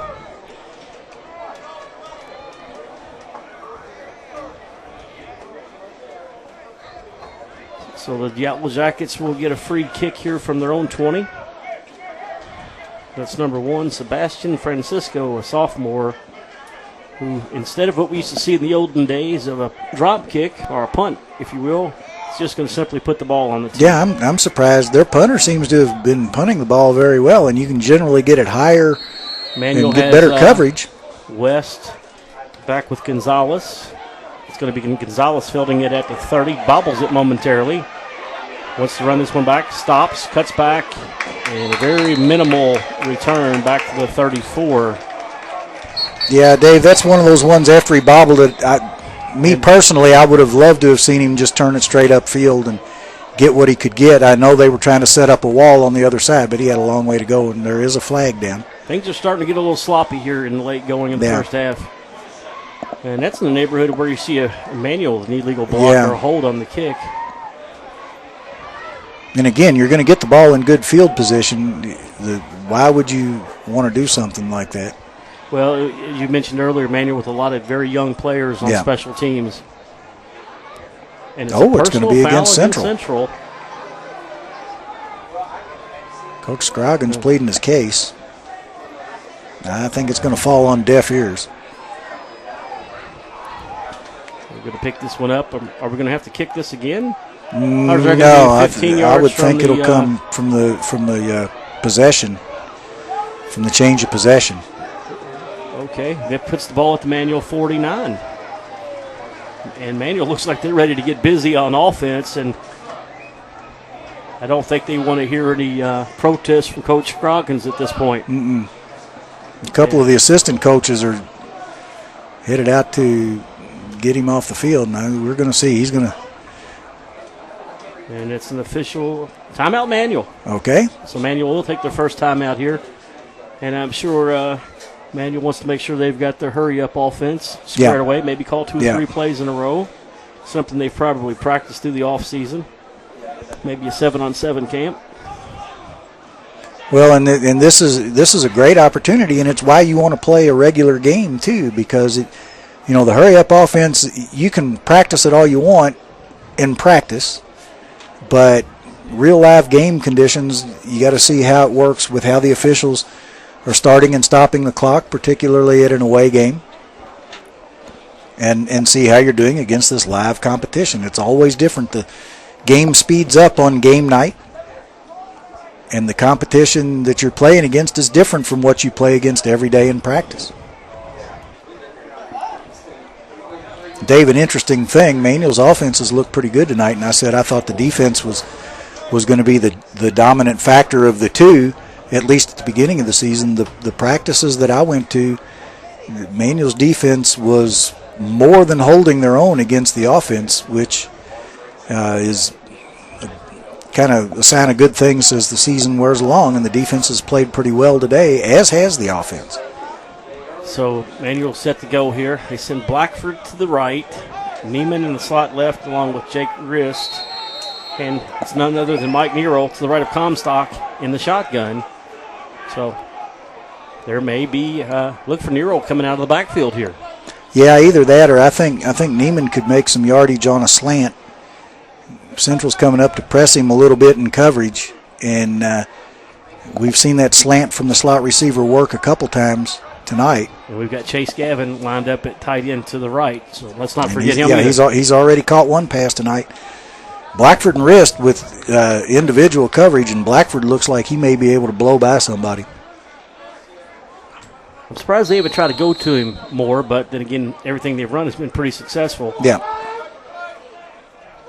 Comes the snap, and it's that little flare pass to Nero. Makes the catch, but he's deep in his own backfield. Just gets back to the line of scrimmage. Play was really slow developing. It didn't really fool anybody. Yeah, kind of floated out there. And when you've got somebody like Nero, and you want to get him out into space, but that's certainly Manuel's going to call another timeout. It's their second timeout. Obviously, there was a man on Nero as soon as he floated out. He's like, I see this one coming. Yeah, it's you've got spies that will follow Nero. We're going to see that in every game this season, that somebody is going to be his assignment.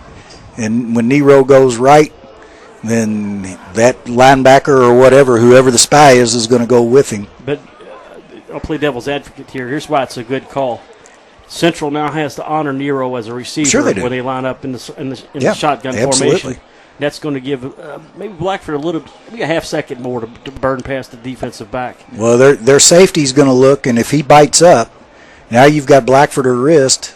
Central's only playing one deep safety. So you've got Blackford or Wrist who may be able to get by that press coverage from the cornerbacks. Go up for And a if they jump ball. if they get a step, then all Nero has to do is, all Comstock has to do is float it out there for them. Minute 25 to go first half. Manual in control, 22-0, looking to add on.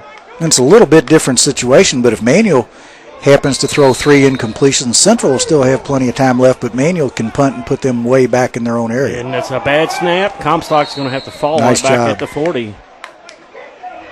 Just pressure from the Yellow Jackets that time, Dave. Yeah, I think they knew that Central was coming on the blitz and maybe Yeah. just influenced the snap there a little bit. Well, and I think they knew the snap count too. That's one of those that it must have been on the first sound, and Central was already moving. Their whole front 6 on that play was moving, and now Manual's going to call another timeout. Third timeout of the half.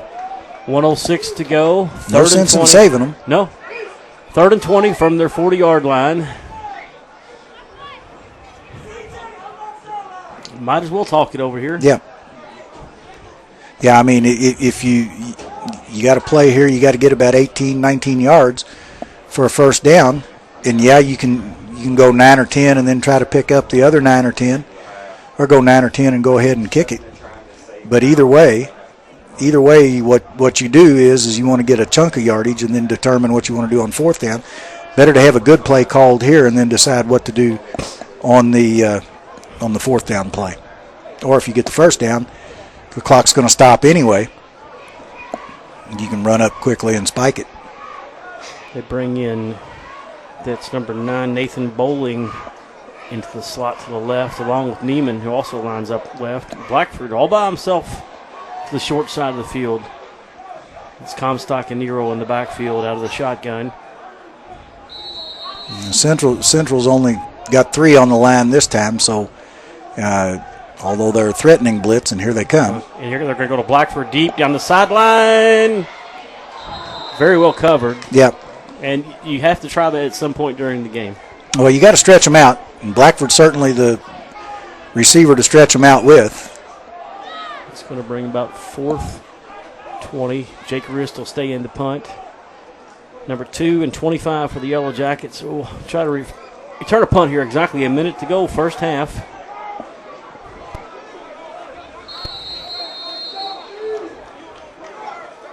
After scoring on their first 3 possessions, the last 2 series have kind of stalled. Well, and I that think maybe fatigue, the heat, and experimentation too, Dave. oh, yeah, that no doubt.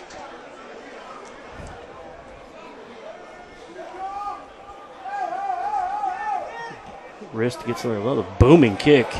This Boy, is a drop at the 10, rolled down to the, can you believe that? I'll call it the 1.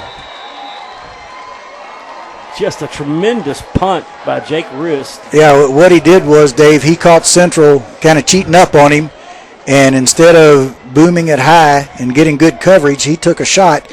You can kick it further if you kick it on a line. You run the risk of not getting your coverage down there, but Risk just out-kicked the receivers, and Central let it go, and he got the perfect roll. You couldn't do it any better than that. So with 49 seconds to go, first half. Manual doesn't have any timeouts now to stop the clock. Central probably could just take a knee here a couple of times and escape this coffin corner that they're in. Well, yeah, Central's runs the risk of, if they try to put the ball up in the air, of giving up another 2 points to the Crimson. So you would think maybe they would just stick with a dive or maybe even a quarterback sneak. Let's see what they're going to do here. Kind of a tight formation. They do have 2 wide receivers in the game. And I like this. Manuel's got a guy head up on the center to help stifle that quarterback And sneak, it is which the comes. Quarterback sneak. You may see that one more time before the half expires. Oh, I don't understand this. No. Somebody called a timeout. It had to be Central that called the time. No. Manual just called their 4th timeout in basketball. That's called a technical foul. That is definitely 4 timeouts. I didn't think Chris Weber had any eligibility left to call timeouts for the Manual football team. I don't know who could shoot free throws for Central, but unless one of those other times, and they have changed the rules to the game. Maybe they gave them an extra timeout because of the heat, or maybe one of the timeouts that they pointed toward Manual actually was either an official's timeout or a Yellow Jacket timeout. But I'm with you, Dave. Okay. Well, then we can all agree we did see them point toward the Manual side. Yes. Goal 4 times. But yes. Maybe one of them wasn't an official Manual timeout. And with no PA announcer tonight, hard to get any clarification. Right. So that brings up a 2nd down, and again, Central probably can run the clock out. You wouldn't expect them to try to anything dangerous at this point, although they do kick off to Manual to start the second half. Manual probably content to stop them here and hopefully there'll be a second half. Hopefully there'll be a second half. Manual probably content to stop them here, go into the locker room, and take the ball to start the second half. Very rarely have you ever seen 2 safeties in one football game. I have seen it in the pros. I have, but it's rare, extremely rare. Central again in a pretty tight backfield there. I'm sure they're going to try to run the quarterback sneak again. 37 seconds to go. 2 men actually on the center. Yeah, they're pinching in and this actually, time. He rolls it up, and they're going to get him for another safety.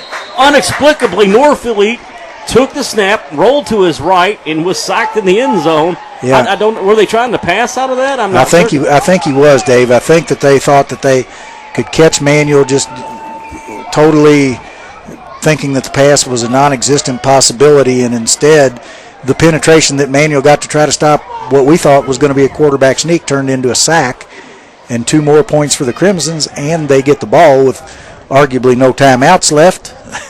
32 seconds left, but who knows? They may have a couple more left.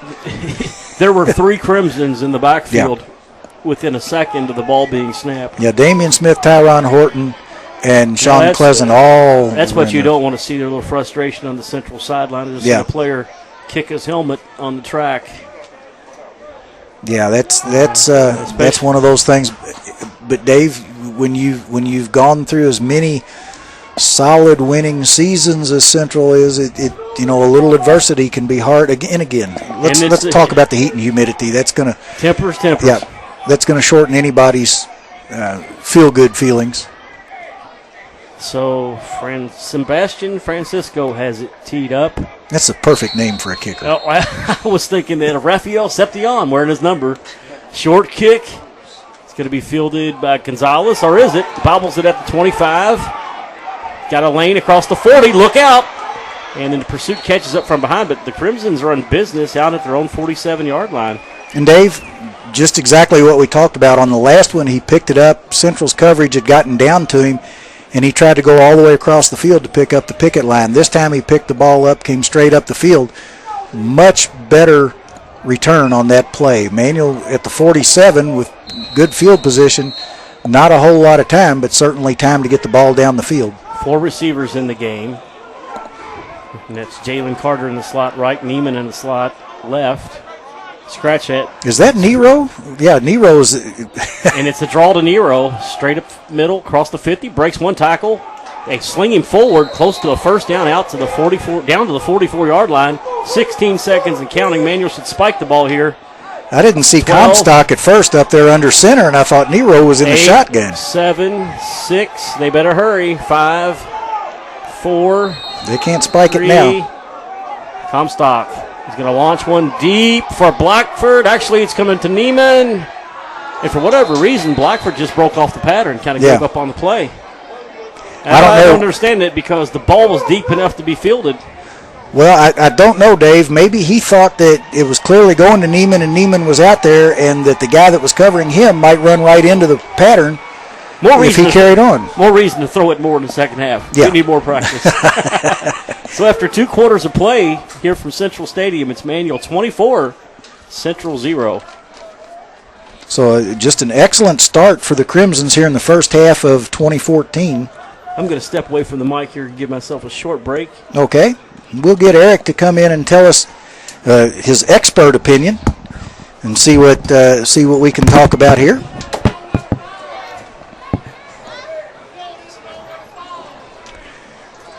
Again, Manual on top of the Central Yellow Jackets here at halftime, and we're bringing back in our expert, Coach Nutt, Eric Baxter. Eric, first halftime of 2014, and what have you seen so far? So far, it's really hot. Yeah, and the players look like they're sweating a little bit too. Man, excellent performance for offense and defense so far. Just a typical start for our offense and defense. Kind of slow for a little bit, but then eventually it picks up. I'll tell you about Nero. Yeah, absolutely right, and he's certainly showing off. I liked what the paper said when they talked to Coach Lucas before the season started that of course the young man down at Madison Southern is rated the #1 running back in the country, and Nero says, no offense to him, but I think I'm the best running back in the state, and I like that attitude.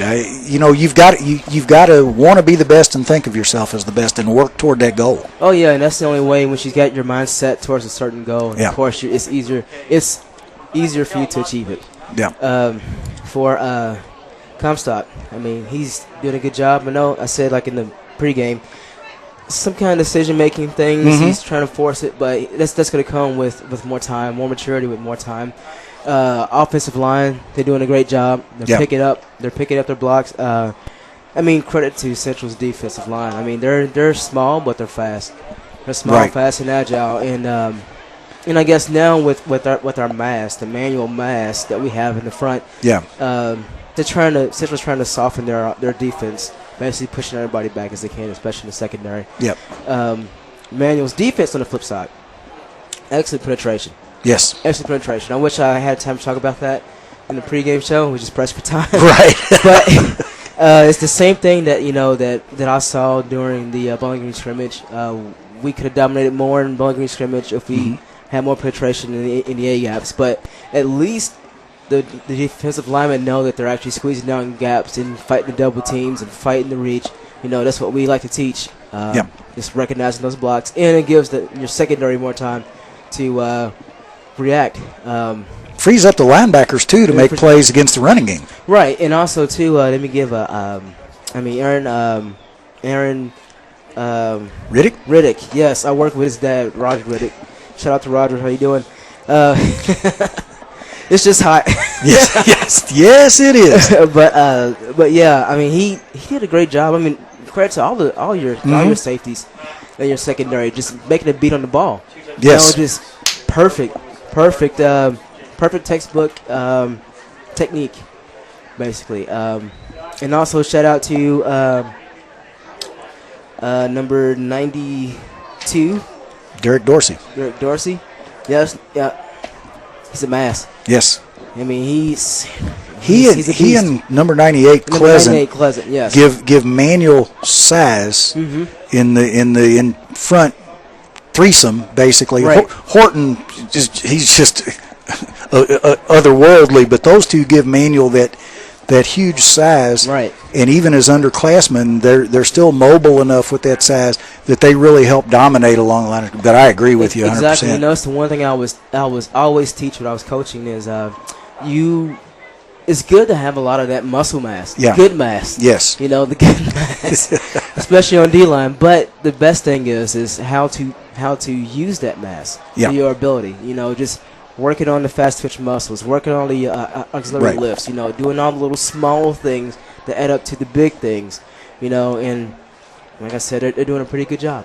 Yeah, and you talk about fast twitch muscles and things like that, and I'm certainly not an expert, but if you're in the gym to be a bodybuilder or something like that, you're going to go slowly through the whole range of motion to totally develop it. But if you're a D lineman, you're looking at quick bursts with a lot of weight to get that quickness and agility with your hands, as well as the squats and things like that with that leg strength that you absolutely have to have. Oh yeah, it's all about explosion. That's what we always teach. That's what I've always taught too. It's just explosion, kettlebell exercises, Yeah. Dumbbell isolation exercises, all that type of good stuff that you have to do.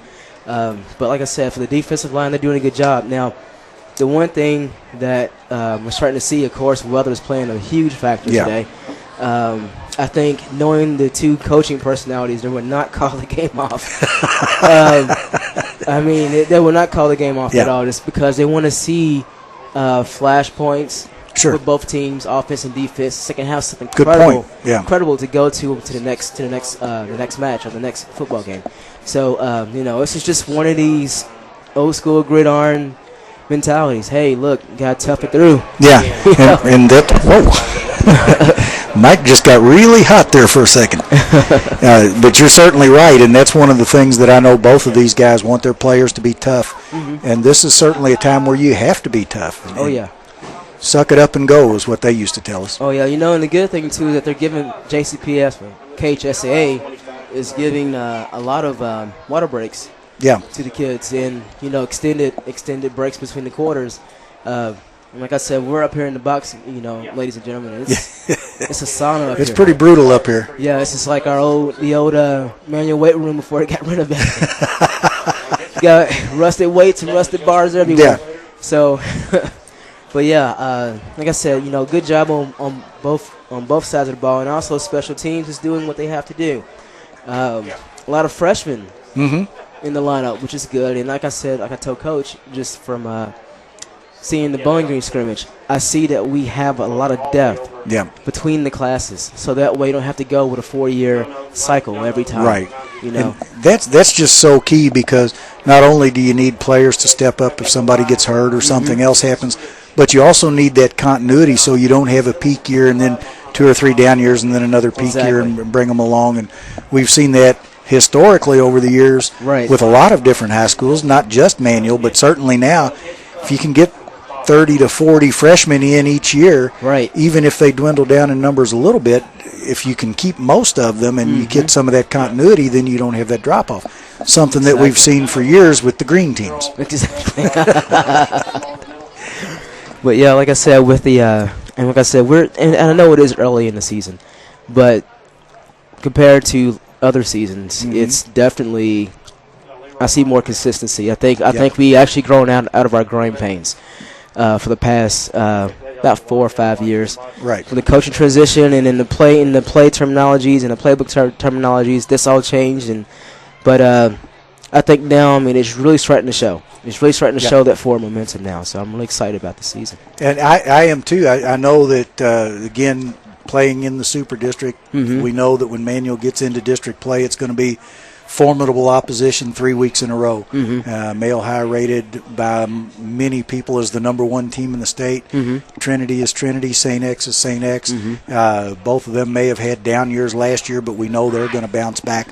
Ultimately, Manual has to play through those 3. And, folks, I'm not looking ahead, but that's the ultimate measuring stick in 6A football is the Super District. But Manual's got a long way to go to get there. But based on what we've seen so far this year, and Central's a little bit of an unknown measuring because they've got so many underclassmen playing. Well, I've always said this about Central all the time. They have 6A talent in the 3A class. Absolutely. And it's just perennial. Every year they just load up. But, maybe, like I said, this year their size is a little bit smaller compared on the front line compared to earlier years or previous years. But they still have speed. They still try to use diversion. They're still trying to use the spread out, the spread out the defensive formation. They're still trying to go to the fly and the wheel, in the screen. And as these guys gain experience, they're just going to be that much better as the season rolls along. And like I said, Central size is small, but with knowing the Central's coaching staff, they're going to build more muscle. They're always going to build more muscle. There's a reason that they have won 5 of the last 7 3A championships. Like in their class, I really do see them at least definitely qualifying, because they will get better throughout the season. I know they will. But I don't know as far as like your perennial powerhouses in 3A. Might take their trip a little bit short to the championship, because I know last year, we had 2A was DOS. 3A, we didn't really have a Louisville team. 6A, we didn't have a Louisville team. 5A, we didn't have a Louisville team. You know, Now, the folks over at Mail might say that in 6A there was a team, but yeah. I mean, you know, like against Super District, I always call it the back alley brawl. right. You know, it's Right. just you just go in there and just swing it out. Win to win. But you're right. You know? After you've run the gauntlet, 3 games in the regular season, and then you come back and the 4 teams all win the first round of the playoffs, and now you're back beating on each other again, ultimately you're going to have a bit of a letdown. Oh yeah. And I think that between Mail or whoever, it's bound to happen. And Scott County the same way. Scott County has been able to find teams that come in to play them that maybe aren't quite ready to play a Scott County because they've had to beat a Trinity or a Mail or a St. X or a Manual. Oh yeah. You know, just like I've always said before. I mean, you have the top 4 in the state as far as like powerhouses. Yeah. Yes. And then you also got the ranking of the 4 within the 4, and then it's like, okay, all teams will do well, but it's like we got to realize, being as a top 4, Yeah. it's like you can't really measure your greatness between the top 4. No. You just can't, because I mean they all have equal power. The difference between the green teams is just numbers. Yeah. It's just Absolutely. numbers. That's the plainest way to look at it. Yeah. You know? And numbers allow you to do lots of things in practice, on game night, whatever. Those numbers and talent comes with them Exactly. as well. So it kind of works a long way. And if you can come close to those numbers, you can only put 11 players on the field at one time, that kind of thing. But if my 11 have to play every snap and your 11 becomes 22 or 32 or right. whatever, then ultimately, particularly on a day like today, and coming back to this series, we've seen Manual win games in the fourth quarter just because they had numbers over Central. Right, and another thing too with Central, which I think that they've improved on, is special teams. I've always absolutely. talked about them every year. Their Achilles heel is their special teams. Yes. I mean, back in, I guess, 2005, 2004, when they were really just dominating 3A all the time. I mean, there's a couple times I remember in recent memory that we could have lost because of a muffed snap or a snap back in the end zone. I mean, at least they're now starting to realize that special teams is just as equally important as your It's really a offensive third defense. of the game. It is. Sometimes it doesn't matter, but as long as you keep hitting those field goals, as long as you just stay persistent. And consistent. with punts, getting the snap back, getting a punt off, doesn't always have to be a 50-yard punt with 5.5 seconds of hang time, but getting it out and getting it downfield and covering it to where you get no return, flip the field a little bit and let your defense play. You know, I've always thought that a lot of football players should really understand and play the game of rugby.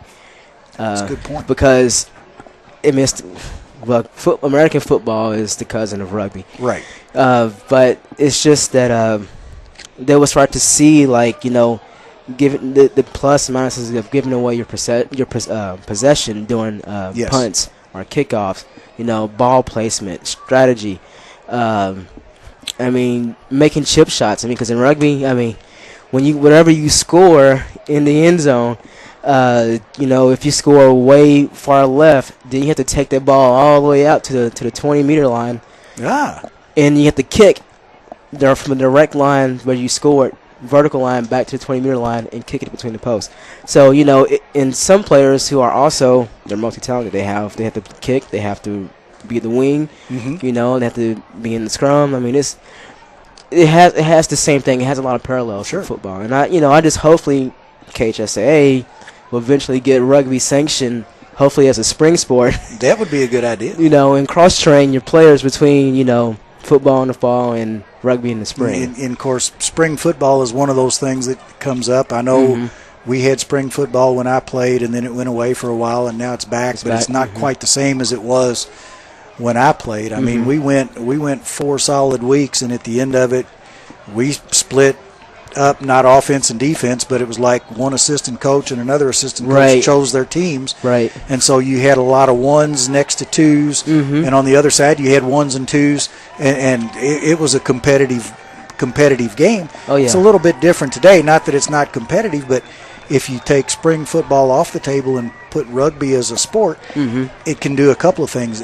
guys can choose rugby, or maybe they'll choose another sport that they may not have chosen, be Right. it baseball or track and field, Right. something like that, and be a more well-rounded athlete. In this day of specialization, I like the well-rounded athlete myself.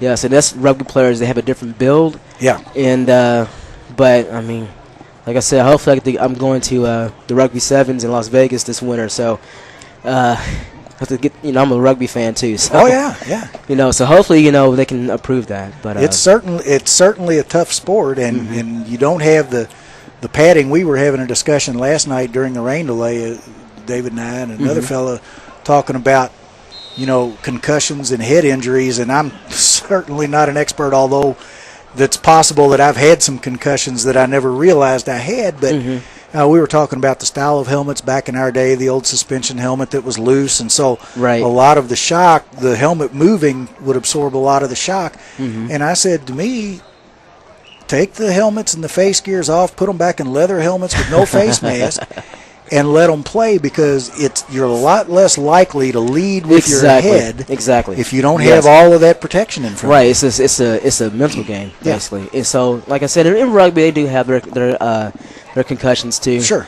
They had I was watching the Women's World Cup earlier about 3 weeks ago, and of course they had concussions too. Yeah. But yeah, you're less likely to be prone to spear or lead with your head. So, and plus too, like I said, you have to last the entire game. Right. So Has a lot of the worldwide football or soccer to Americans of that, where you're playing the whole game and all that. I know there was some controversy in the World Cup because a couple of the games they actually had stoppage. Right. It's like a timeout. Well, there's supposedly no timeouts in soccer. Well, with that, one is in Brazil.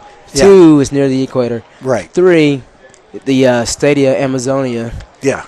And I know there were reasons for it, but the soccer purists. 68% humidity and 91 degrees, and you're near the equator, and the sun's right overhead. So, more power to the players, man. I almost had a work trip to Rio de Janeiro. Oh, wow. Or was it Sao Paulo? It doesn't matter. It was in Brazil. Brazil. It was in one of those two places in Brazil, and I was going like late in July. Oh, wow. And so I had my wife going for a while until she asked me the question, because I said, well, in July, where I'm going, it's south of the equator, because it's going to be the middle of winter. And, right. How cold is it going to be? Are you going to have to take a coat or anything? And I was able to string her along for a few days till I finally had to say, well, just yesterday the low was 78. It's the dead of winter down there. So. Quick story. Me and my wife, we went to Disney World. We always went during the summertime. This time we went during Christmas time last year. And I just see, I noticed everybody from the southern hemisphere was up here in the United States, and I was like, hold on, time out. It's actually get colder in Alaska. And I was like, oh yeah, okay, everything switches over. Right. So, but yeah, it was a very interesting fact, very interesting thing. So that is something that comes up. That's my geography lesson for the day. Well, what can we look for here in the second half? More of Nero, you think, or do you think that maybe one series and then the subs come in? I think the subs will come in. We have a pretty good gain on these guys, 24-0. Yeah. It's high. We're gonna pound them. We're just gonna keep pounding the ball. Just let the pounding happen, and let the weather take care of everything else. And then, of course, sprinkle in some passing plays, so that way you can be able to see it in a game time situation. Defense, D-line, just close those A gaps. Just keep closing the gaps. Safeties, just do what you do. Just beat to the ball. Yep. Read the pass.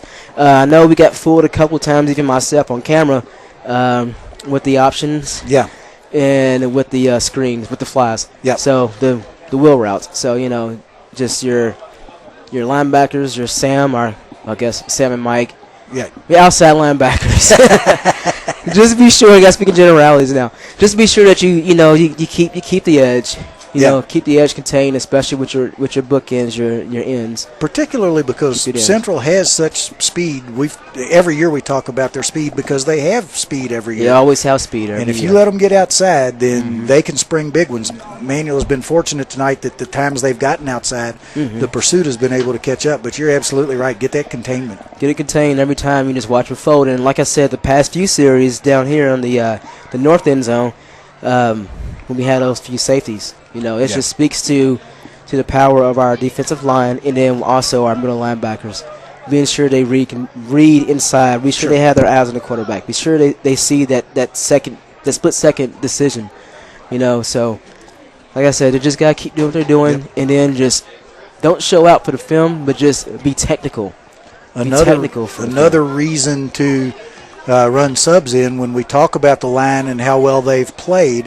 Those are guys who play a lot of downs in a lot of cases, but they're also, the bigger your body mass a day like today, the more susceptible you are to the lack of sweat and all that. Oh yeah, you're losing water left and right easily. Yep. Well, looks like we're ready to kick it off here for the second half, so Dave's going to jump back in. Appreciate the expertise that Eric gives us from his years on the manual coaching staff and the more recent vintage of the team that he played on, too. He didn't play 50 years ago. Of course, neither did I. It was only 40. Well, never mind. Sebastian Francisco has it teed up for the Yellow Jackets, and we'll start the third quarter. Manual head 24-0. By the way, the Goats are keeping hydrated in the press box, too. Knuckleball fielded at the 10, bobbled momentarily. And that was Gonzalez, and he's going to be wrapped up at the 20, actually marked at the 15-yard line. Pretty good tackle, and again, Gonzalez, for whatever reason, seems to be having trouble getting the ball on the first grab. It seems to be a little elusive, and that could come from sweaty palms. It is very humid down there. It is, yeah. And again, we mentioned that the Goats are keeping hydrated, so that's a good thing. Talked to one of the assistant coaches right before the start of the second half, and he says the field feels great. It's much cooler down there. So I'm glad to hear that for the players' sake. Manual out of the I formation. Blackford to the right, and it's a play-action pass. He's going to lob one away to the fullback, but Comstock was buried. Yeah, around to 5. The play-action pass fooled nobody. They were actually trying to go to Andre Teague out of the backfield, and nothing doing there. He was certainly open, and but I think it was just Comstock had to get rid of the ball so quickly because of the penetration, and that's where you want your linemen to do their job, sustain their blocks. And certainly that's something that's going to come up, and I'm sure Comstock is reminding of them. And this is a good idea, trying to spread the ball around. They have a 24-0 lead, and we can go to Nero whenever we want to, but we're not going to prove anything or gain anything by giving him the ball 40 times a night tonight. Comstock under center. It's no sooner I say that, Nero ride right. Stutter steps, breaks one tackle, 2, out to the 40, still going all the way out to the 38-yard line. Mike Nero, 18 yards in the first down. Just very hard to tackle, and he's one of those guys, Dave. He is a horse. It looks like you really need to hit him high. They're trying to grab him low around the waist, and his legs are just so strong that he runs right through those tackles. You're not going to arm tackle Nero. No. Not this season. And certainly he just pounded that ball for a first down. And again, breaking it off the tackle's block, and he certainly got a good look that time. It's Blackford in the slot left. The handoff again to Nero. He drags a pile of about 4 Yellow Jackets forward. Gain of about 4. Joseph Grissett doing some blocking on the offensive line. There are a few players who didn't start on the offensive line. Todd Laird is in there, number 70, as they try to open up some holes and also give these players some experience and also spell some of the guys. Again, the big guys that are going to feel the heat the most. Stay with the I formation. Hand off to Teague, the fullback. Breaks one tackle. Falls forward for a gain of about 3. Good hard run that time. Just a quick little play, and that'll help stop some of that penetration. Central's just kind of pinning their ears back, almost like you do on a pass rush, to kind of get penetration and keep Nero in the backfield. And by getting that quick hitter to the fullback, it's going to make them pause a little bit and think, well, wait a minute, that fullback can carry the load too. 3rd and 3.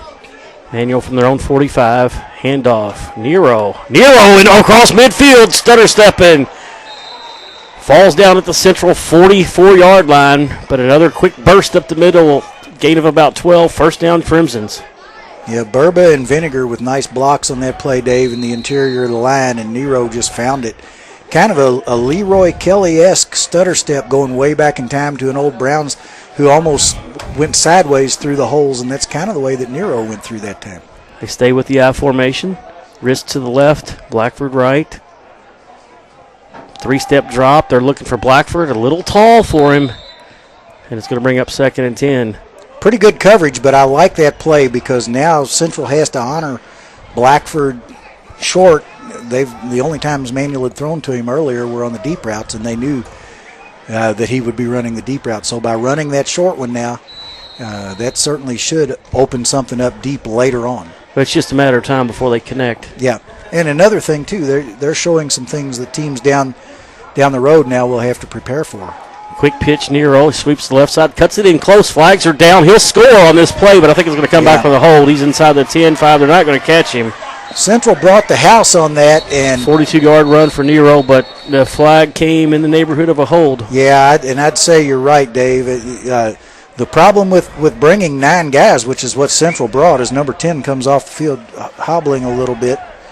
Elijah Owens for Central, number 10. But I hate to be cynical, but when somebody breaks free that easily. Yeah. Well, the problem was Central focused all of their attack in the tackles. In between the tackles, and Nero went outside the tackle, and there was nobody left. You see that on a lot of short yardage plays where if you break through the first line of defense, there's not much back there, and that's exactly what that looked like. So it's going to be 10 yards from the spot of the foul. The sellout for Central didn't pay off in stopping Nero, but it did pay off in drawing the penalty, which moved Manuel back. Still 2nd and wow. We'll call it 20. Yeah. Ball back to the Manuel 48-yard line. Yeah, it's probably only about 17, but still it's a long way. White flanks to the left. Wrist comes in motion left. And then they run the stretch play to the left. Guess in is Mike Nero with the ball and gains about 4 yards. Actually, pretty well defended by the Central defense. Yeah. Central had to honor the fake if Comstock would have kept the ball, so they couldn't just sell out to stop Nero. And then once they realized that Nero had the ball, they closed on it pretty well. It's going to bring up 3rd and 14, maybe 15. Is it too soon to go back to Blackford? I think not. No, I'm not sure. I wouldn't just. We've got Trey Gordon in the lineup. And we've got Neiman in the slot to the right. Gordon as a receiver could be a weapon across the middle. Comstock, plenty of time, rolling right.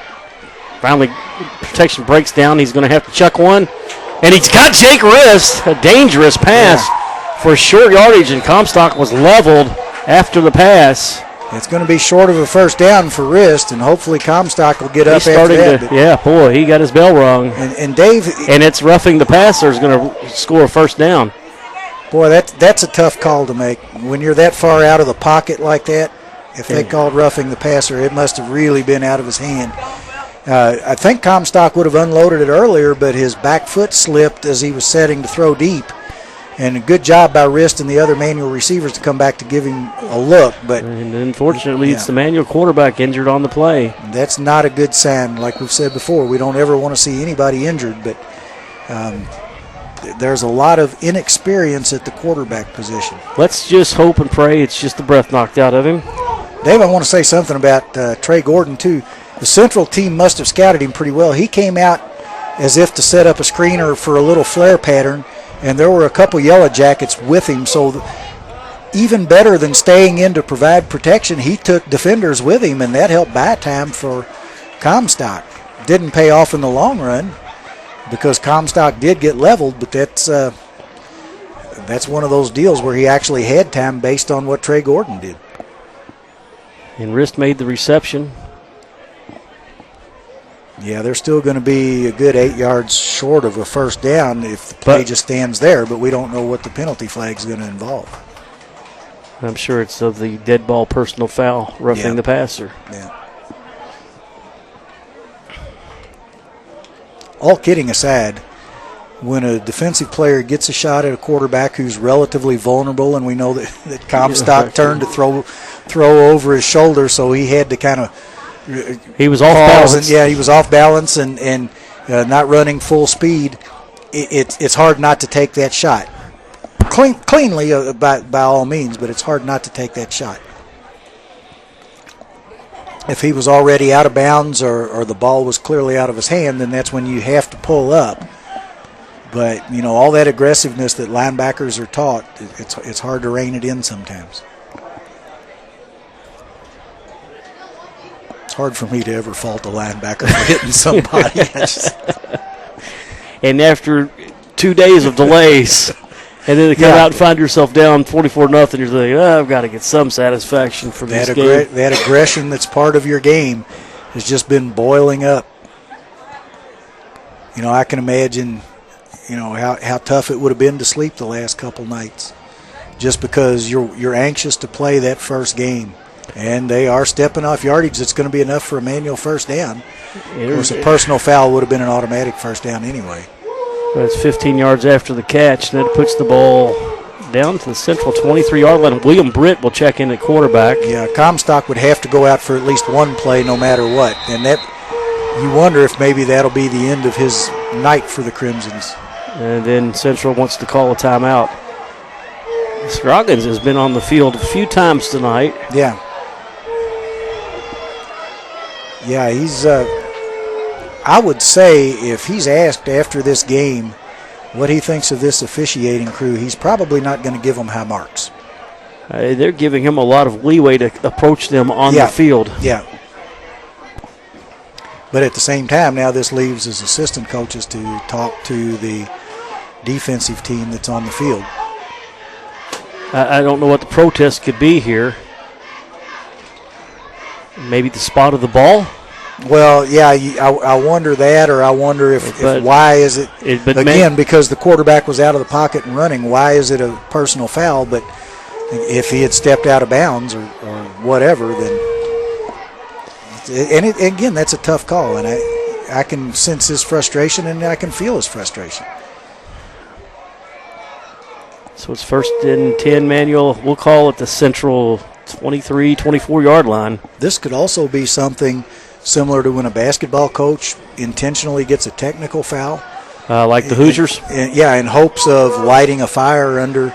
Trey Gordon has checked in at tailback, along with Jordan White, the fullback, and Blackford in the slot left.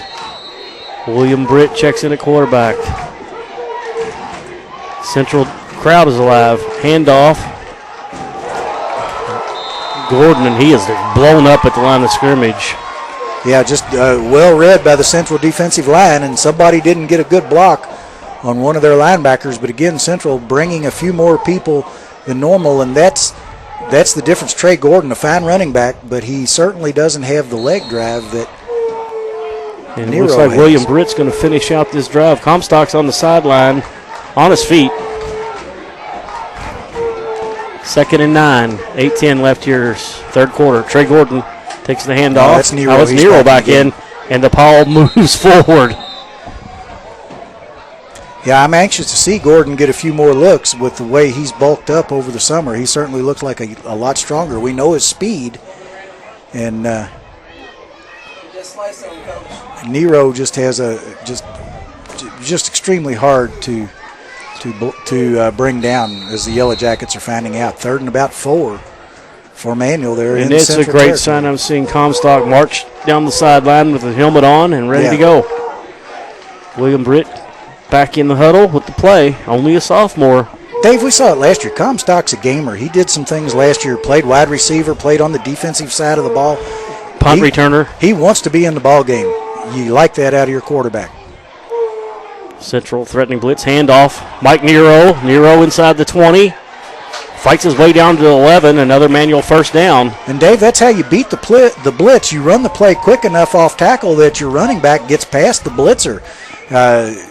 We had a tackler come free from Central, but he didn't take a very good angle, and Nero was quick enough to just run away from that angle and gain the first down. Good job by the offensive line again. A good job by Nero.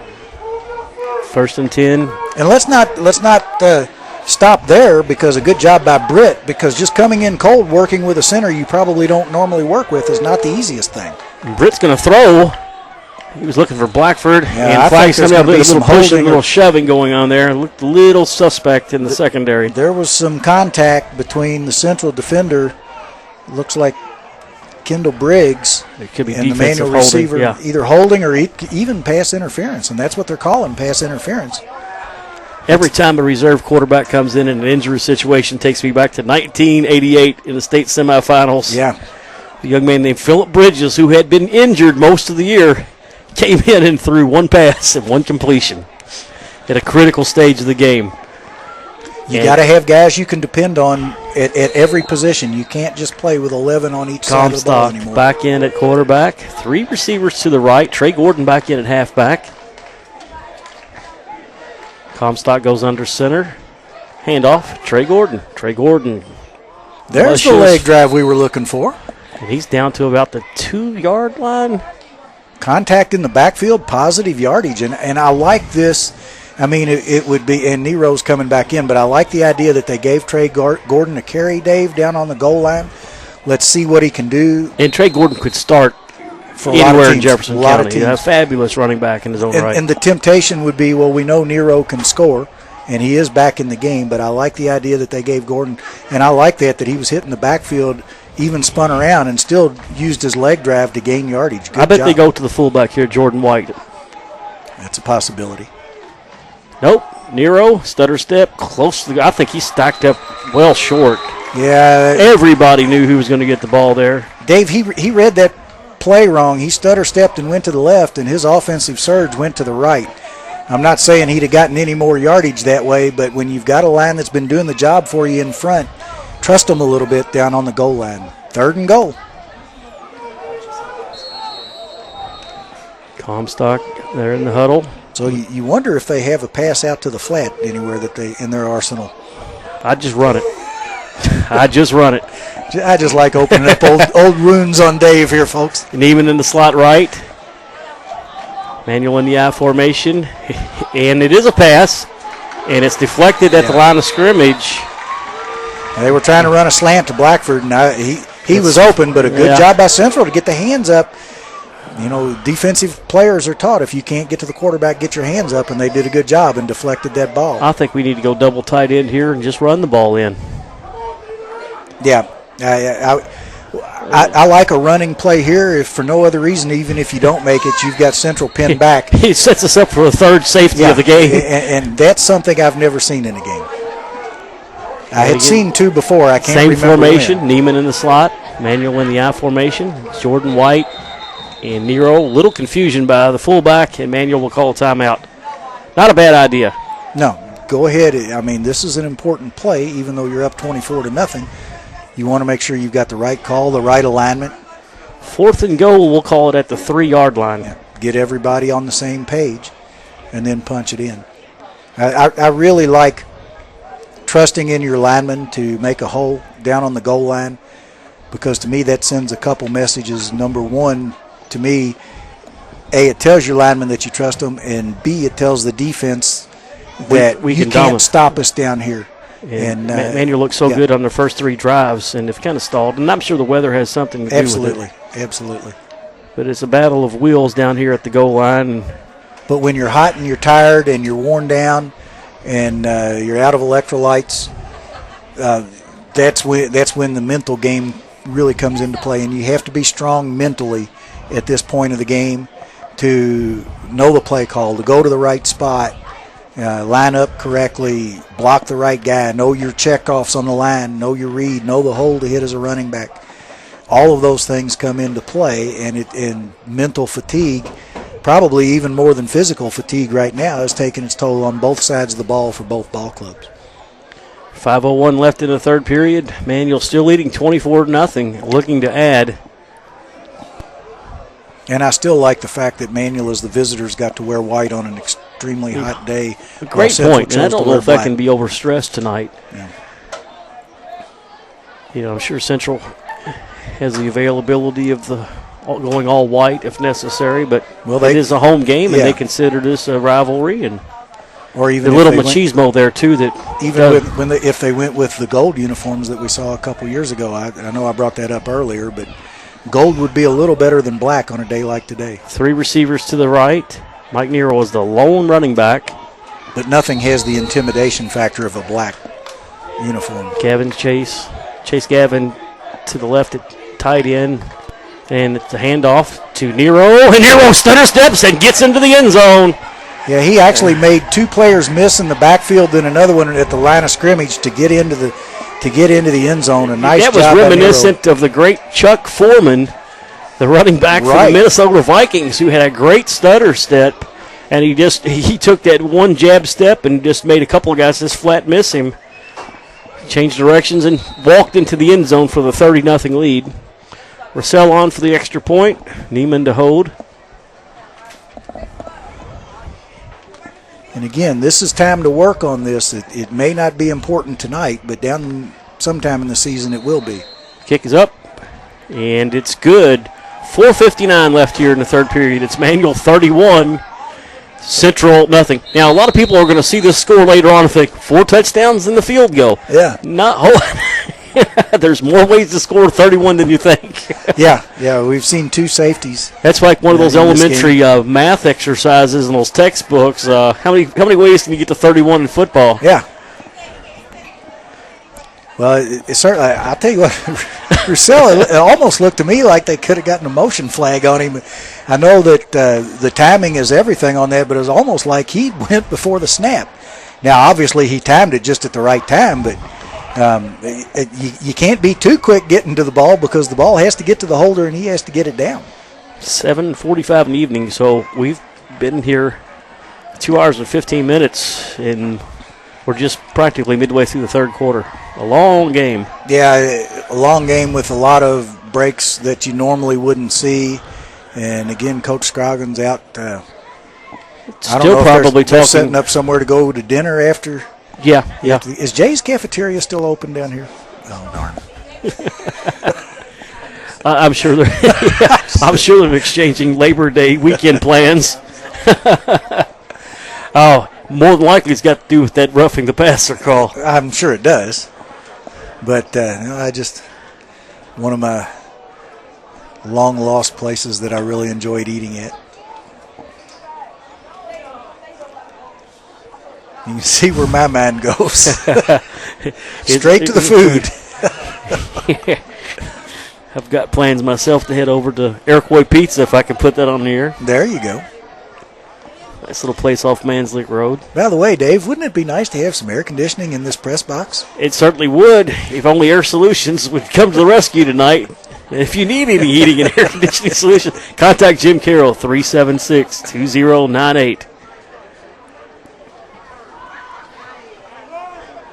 I tell you what, there's a few press boxes around Metro Louisville that need to consider something. Well, and this, based on the plot of land that the field is. By the way, the Central has a really nice field. To me, it's just that, like a couple other places around town, they ran out of real estate, and it's hard to put much. I mean, you've only got so much, so the stands on the visitor side are a little bit low. The press box is up, but the way it faces the western setting sun shines right into the press box and creates a lot of this heat that we're seeing. And they do have a functioning track here around the field. Mm-hmm. And that asphalt certainly is going to radiate some heat as well. Purcell has it teed up.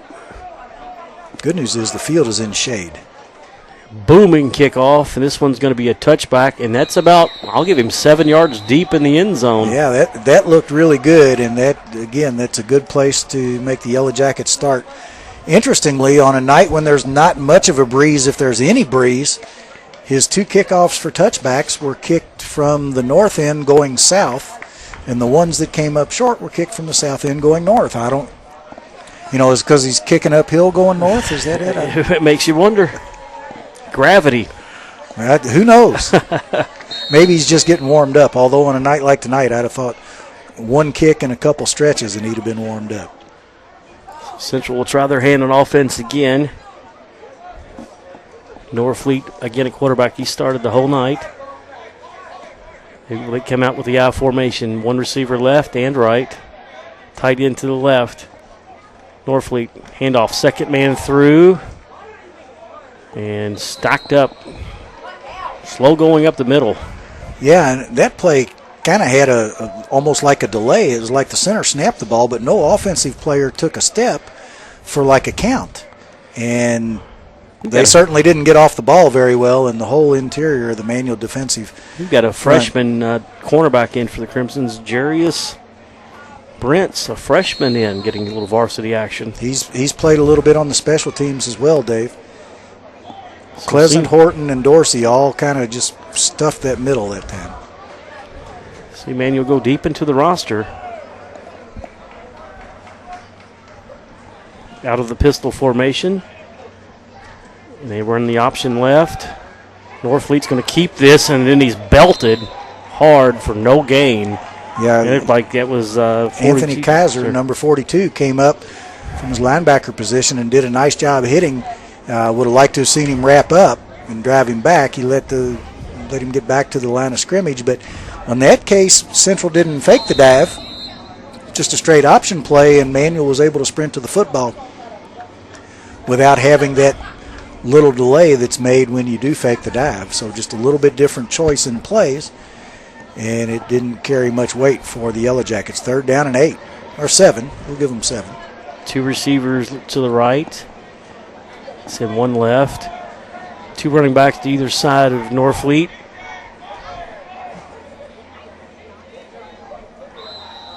And I think we're going to get a delay game penalty. Yeah, certainly, yep. Delay of game against the Yellow Jackets will push them back 5. It'll make it 3rd and 12. Yeah, and it was certainly 3rd and 7, still long yardage, but 3rd and 12 now becomes a lot less manageable, and your play calls are a lot more limited. Stick with the same formation. 3:15 left here in the 3rd. Manual in control, 31-0. Norfleet looking right, and he's belted. Back, dropped again for another sack.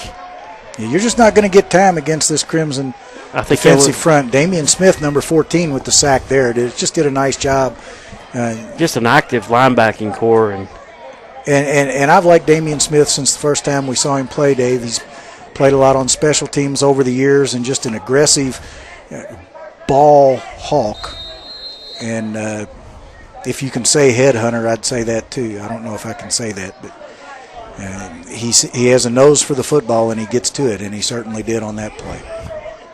Central forced to punt again, and the punter at the goal line. And how many times have we seen mishaps with the Central punting games over the years? This is a decent kick, going to be fielded by West at the 49. They got the wall set up to the right. West across the 35. 30 flags are down. Yeah, and he's hit at the 20. And I think we're going to get the block in the back. And that's going to negate a decent return by Reese West. He just did a nice job. That time, Central's punting game tonight has been pretty solid the whole game, and he outkicked his coverage that time. Yep, illegal block in the back. And usually that's what will spring a nice punt return. Yeah, and the thing was, I don't think he needed to do it. It happened kind of in the middle of the field, and it was an easy call for the official. And by that time, most of the yardage had already been made, so the good news is it's from the point of foul, so it's not going to negate the whole return. Manual's still going to get the ball inside the 45 of Central. Mark it at the 40, Buzz. Yeah, right on the – well, that's inside the 45, Dave. You are correct, sir. Okay. But certainly Manual could have had a lot better field position, another 10 yards or so on that return. Comstock will work out of the shotgun. I think it's Trey Gordon in the backfield. Short drop, and they're looking for Blackford. This time they connect with him. There's an obvious face mask because he's brought down immediately, but the ref missed that. I don't know if he had the face mask, Dave, or he had the inside of the shoulder pads. It was close. But either way, Blackford came in, and actually that ball was well thrown. There was a lot of coverage right there in the area. But it just shows how much they want to get the ball to Blackford and let him use that speed. It's a big part of the offense, and they're just trying to get him involved. He's in the slot this time to the left. Gordon, tailback, he'll take the handoff. Got a nice wedge blocking straight ahead, and Gordon will pick up 10 in a first down. Boy, just a really nice job by Gordon. He followed his line. Got a good block from Keefe, also from number 67, Grissett. The offensive line surge there just pushed the whole Central defense back about 4 yards off the ball. And then Gordon supplied the contact to the defenders. When they closed on him, he delivered the blow. He didn't take the blow, and that's what you want out of your running back. You'd say the same thing about a linebacker. Gordon won that one. Gordon stays in at tailback. Andre Teague is flanked to the left. Comstock hits Blackford, and then he bobbles the ball after the reception. Gets the handle again, but not until he gains about 8 yards. Yeah, it's a hot, sweaty night. I'm surprised we haven't seen more of that. Blackford did a good job, looked it all the way in, and then when he made his move and tucked it, that's when it slipped out. He did everything just like what you'd want him to do, except all of a sudden the ball's popping up in the air. And he avoided the direct hit. That jab step and then kind of the looping move, great way to avoid a direct hit. 2nd and 4, under a minute to go in the third. And the handoff, Trey Gordon. Finds a hole up the middle. Trey Gordon inside the 10. First down, Manuel, who picked up about 15 on the carry. 1st and goal with 32 seconds left here in the third period. Again, cut off a nice block by Vinegar on that play and just blasted up for good yardage. Trey Gordon showing his mettle as a running back. Teague checks out. Jordan White back in at fullback. They also bring in Jalen Carter at wide receiver to the right. Neiman to the left. Handoff. Trey Gordon fights for about 2. It's going to be 2nd and goal at the 8, and that could be the last play of the third quarter. Yeah, good job, David Mucker in at tight end on the left side there. Did a nice job, but just enough penetration by Central that they were able to make the tackle. But a gain nonetheless for Trey Gordon. And as you said, Dave, that's going to be the end of the third quarter. After 3 quarters of play, Manual 31, Central 0. And Dave, I think both teams are going to go away with this with a lot of things to look at, a lot of things to improve upon, and a lot of things to work on in this. Actually, what's going to be a short week. Both of them, I believe, have games on Friday. We know that the Fern Creek Tigers come into Manual Stadium this coming Friday, and I'm pretty sure Central is playing somewhere on Friday as well. So you've got a bit of a short week in that I don't know if you come back and practice hard on a Monday after a tough game in the heat like this on a Sunday. So that kind of throws your whole week out of perspective a little bit. It might take some of the live scrimmaging out of the equation. Yeah. Maybe tomorrow just a quick film session or a walkthrough. Yeah, and it may be that you don't dwell a whole lot on this game at all. You make notes on it, and then you start your preparation for this coming week. And then when you go into your review period, of course, Manual's got a week off after the Fern Creek game. Then you review both games and say, okay, this is what we need to work on. Now, if there's something glaring, certainly they're going to talk about it this week. But I think maybe you start your preparation for Fern Creek on Monday and get ready to go. In a lot of cases, this time of the year, you're working on things that you want to do, not things that you do particularly to go against a certain team in a certain style. And this is one of the more lopsided games in the recent series with Central in modern times. These have usually been very, very competitive games. And I think you can attribute that to Manual's returning players and Central's lack of returning players. 2nd and goal from the 8 as we start the fourth. Comstock looking to throw, and he's hit as he releases. It's going to be 3rd and goal. Yeah, that ball has to come out a little bit quicker, or he needs to take another couple steps back. He was hit as he released it. It's going to bring it 3rd and goal here. I think, as Eric mentioned earlier, Dave, you've got pretty much equal caliber athletes on both sides of the ball, but Manual has more of them, and they have more with experience right now than Central does. But that's why this game is such an important game, because you see how you stack up against a good athletic team on the other side of the ball from you. I formation again. Handoff Trey Gordon. Left side, Trey Gordon is into the end zone. 8 yards and the touchdown for Trey Gordon. Huge hole sealed off by number 73, Jacob Key, and he did a nice job, Dave, one of the senior captains for tonight.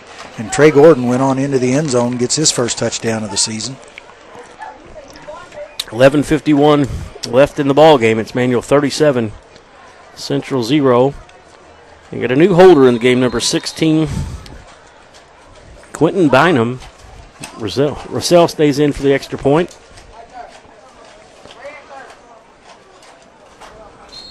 And the kick is good.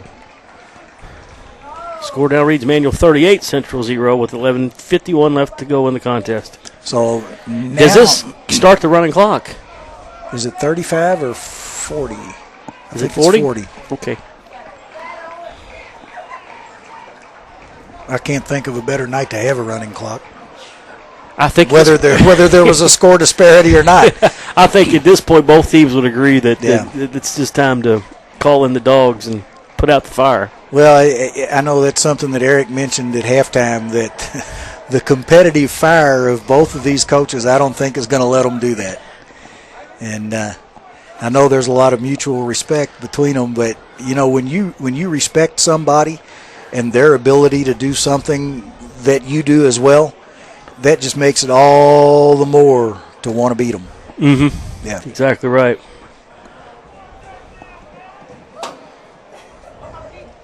So, although I do wonder if maybe we've seen the last of Comstock and Nero. I think at this point I would say that this is it for them.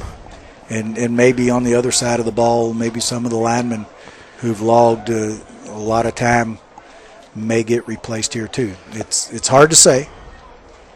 There's two schools of thought on that, Dave. If you don't play every down of a game, when it comes time that you have to play every down, are you going to be ready physically?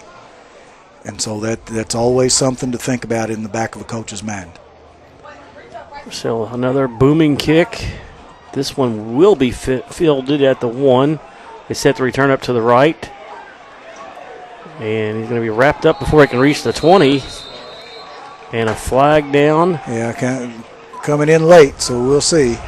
But again, kicking south to north, the ball doesn't make it to the end zone. There's something going on. There's some science in there. Magnetic field or something. There is some science going on. That leather football is reacting to a magnetic field.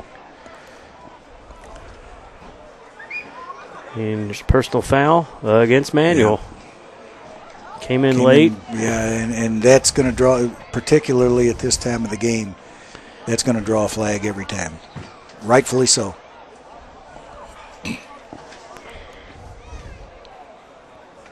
Still into the fourth quarter here. Central with it. Obviously, Central wants to put points on the board, and Manuel wants to stop them. Keep that shutout intact. Out to the 33.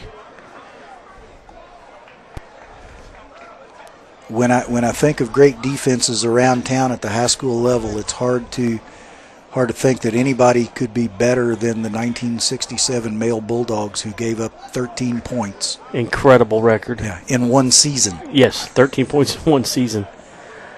Handoff off left side. I think it was John Sneed, a sophomore linebacker, in for some action, who got the tackle. Yeah, 13 points the whole year. Yeah, and did not win a state championship. Yeah, I was going to say, for the people who are curious, they did not even play for a state title. Such was the competition back in those days. I think they lost the first game of the year 7-0 to DeSales. And they tied Flagey, but Flagey beat DeSales back then. All of what was then the old city schools were in the same league, or district, or whatever they wanted to call it. And that was enough. Flagey went undefeated with a tie. Male had a loss and a tie. Pistol formation for the Yellow Jackets. New quarterback, number 4. Kaiser don't care. He slings him to the ground. Well, that's how you stop the option play, Dave. If you get to the quarterback and the pitch man is covered, then there's nothing for him to do but eat the football. Manuel's defensive front has just owned most of this game. Yeah, and you'll see substitutions coming in on both sides of the ball now. Not necessarily everybody, but you give guys a chance to play. We see Pleasant going out. I believe that's Jordan White checking in, going to get some reps on the defensive line. Interesting choice, but Tyron Horton was a fullback before he became a defensive lineman, and that change has worked out pretty well for the Crimsons. And I think we might officials timeout here with the 3rd and 13. 10-10 left in the game. Looked like White was having a little trouble getting his helmet on and attached. And okay.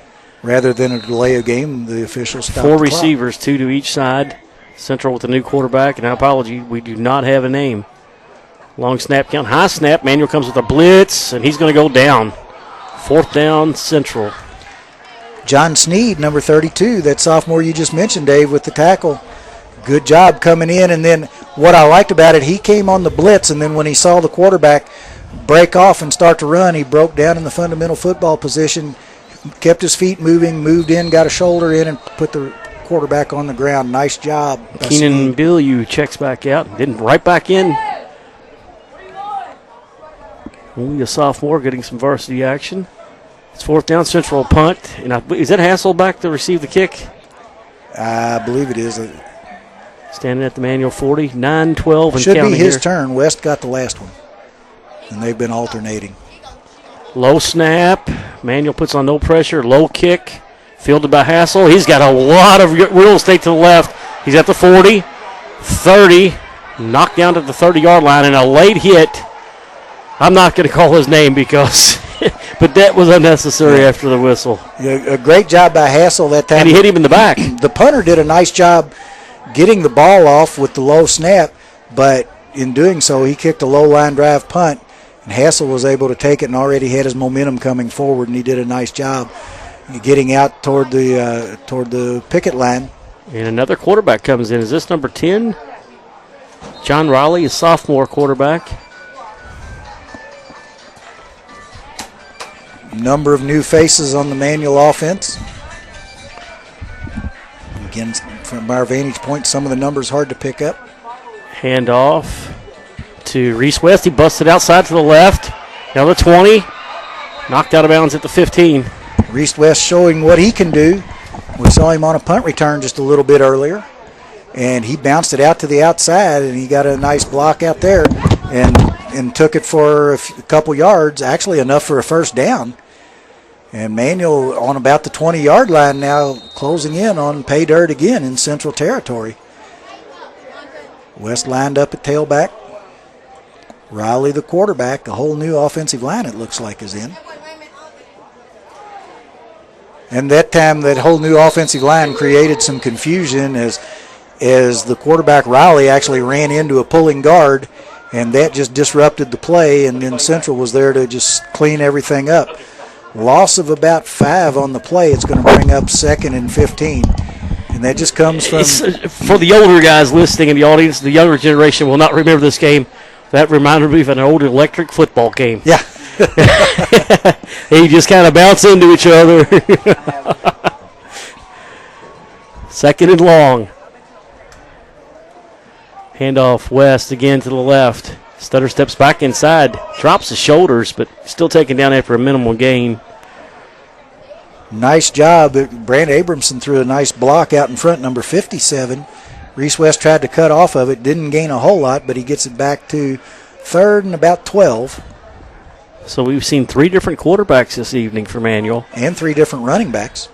And a nice job by all of them. And West did a nice job lowering his shoulder and driving in. And again, taking the contact to the defense. Riley working out of the shotgun. Takes a snap. Flags are down before he can launch this pass. Yeah, Central jumped, and I don't know if a Manual offensive lineman may have flinched when Central jumped, and that would be 5 yards against the Crimsons. Or am I seeing a number 16 on his jersey on the quarterback? Am I wrong? Is that Quentin Bynum? Well, you know what? You're asking me. Let's remember who the oldest guy in the booth is. Okay. The oldest guy in the booth, who was the one guy who brought binoculars. So we'll see what we can find out. Of course, before everybody thinks, wow, he's pretty smart, he brought his binoculars. Haven't used them all night. High snap. He's looking. The ball is tipped. He's looking for Carter, but it's tipped. That's a pass he won't throw, and you're right, Dave. That is 16, so that's Quentin Bynum. So our apologies to Mr. Bynum as well as Mr. Riley. I think with experience, that last pass is one that Mr. Bynum won't throw. Sails on for a field goal. And at this point, the field goal, I mean, you want to take a shot at it. Just for practice. It's just for practice, exactly. It's going to be a 44-yard attempt from the left hash. If there were 2 seconds left on the clock and Manual had the ball on the 50, you might say they were running up the score. So it's Bynum to hold. Purcell for his first field goal attempt of the year. Good snap, good hold. It's on its way. And it is good. Wow. Chris Russell connects from 44 yards out, and the score is Manual 41, Central 0. So another weapon that the Crimsons haven't always been able to say they've had. They've had some good kickers over the years, but they've also had some years where the kicking game wasn't all that strong. And it's a nice touch, being able to connect from 44 yards out at this level. Again, something to think about. And one of the things you got to deal with as well, Dave, is when you're kicking, the longer the field goal you kick, it generally you take a little bit longer to get it off, and plus it usually has to come out with a little bit lower trajectory, which means that a defensive lineman can get a big paw up there if you're not quick enough. Manuel did a nice job of holding them out, got a good snap, good hold. Russell let his leg do the rest. So now at 41-0, we should be in running clock territory with 7:02 left to go.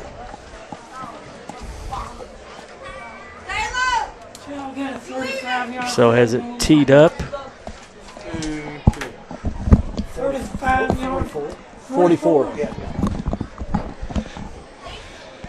Shout out to Bob White, who's in the next booth, a longtime sports writer. We mentioned him earlier. I feel like he's been a roommate of ours this weekend. Yeah. Bob, weekend at Bobby's. Bob actually spoke at our football banquet after my junior season, so that would have been the 1966 season, and he was writing high school sports for the Courier back then. I mentioned earlier in the game, in the neighborhood of 50 years. I don't know if it's exactly, but Russell gets off another booming kickoff. It will be fielded inside the 5. They set the wedge up to the middle. It's pretty good blocking. Pretty good coverage by the Crimsons, but I'll tell you what, the ball carrier for Central used that wedge to find a hole. Manuel stayed in their lanes, did a nice job, and didn't break down, but the blockers certainly did a nice job as well. And let's see who's going to be coming in. Even on that kickoff team, you see Tyron Horton and Christopher Dyer on the field. And that's another thing, Dave. I know if you're a player and your team is in, whether it's a special team or a defense or an offense, coach has to grab you and say, no, son, your night is through. Otherwise, you're going to run out there. And if another player comes running off the field and says, coach wants you out, if you're a senior, more than likely you're going to say no until the coach points at you and comes off. Seniors do have a little priority that way, especially when you think you're going to get a shot at one more tackle or one more hit. Because it's a long time in between games. Yeah. 6:55 left here in the fourth quarter. Manual in control, 41-0. There aren't many better feelings in this world than a linebacker who gets a really good shot and drills somebody to tackle them. I agree. I'm just saying.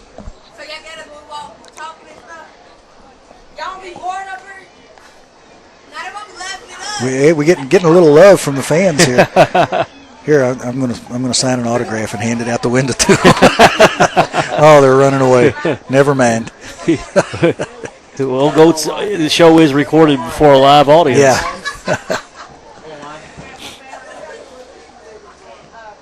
So again, another extended timeout. Safety break, I guess, would be a good way to call it.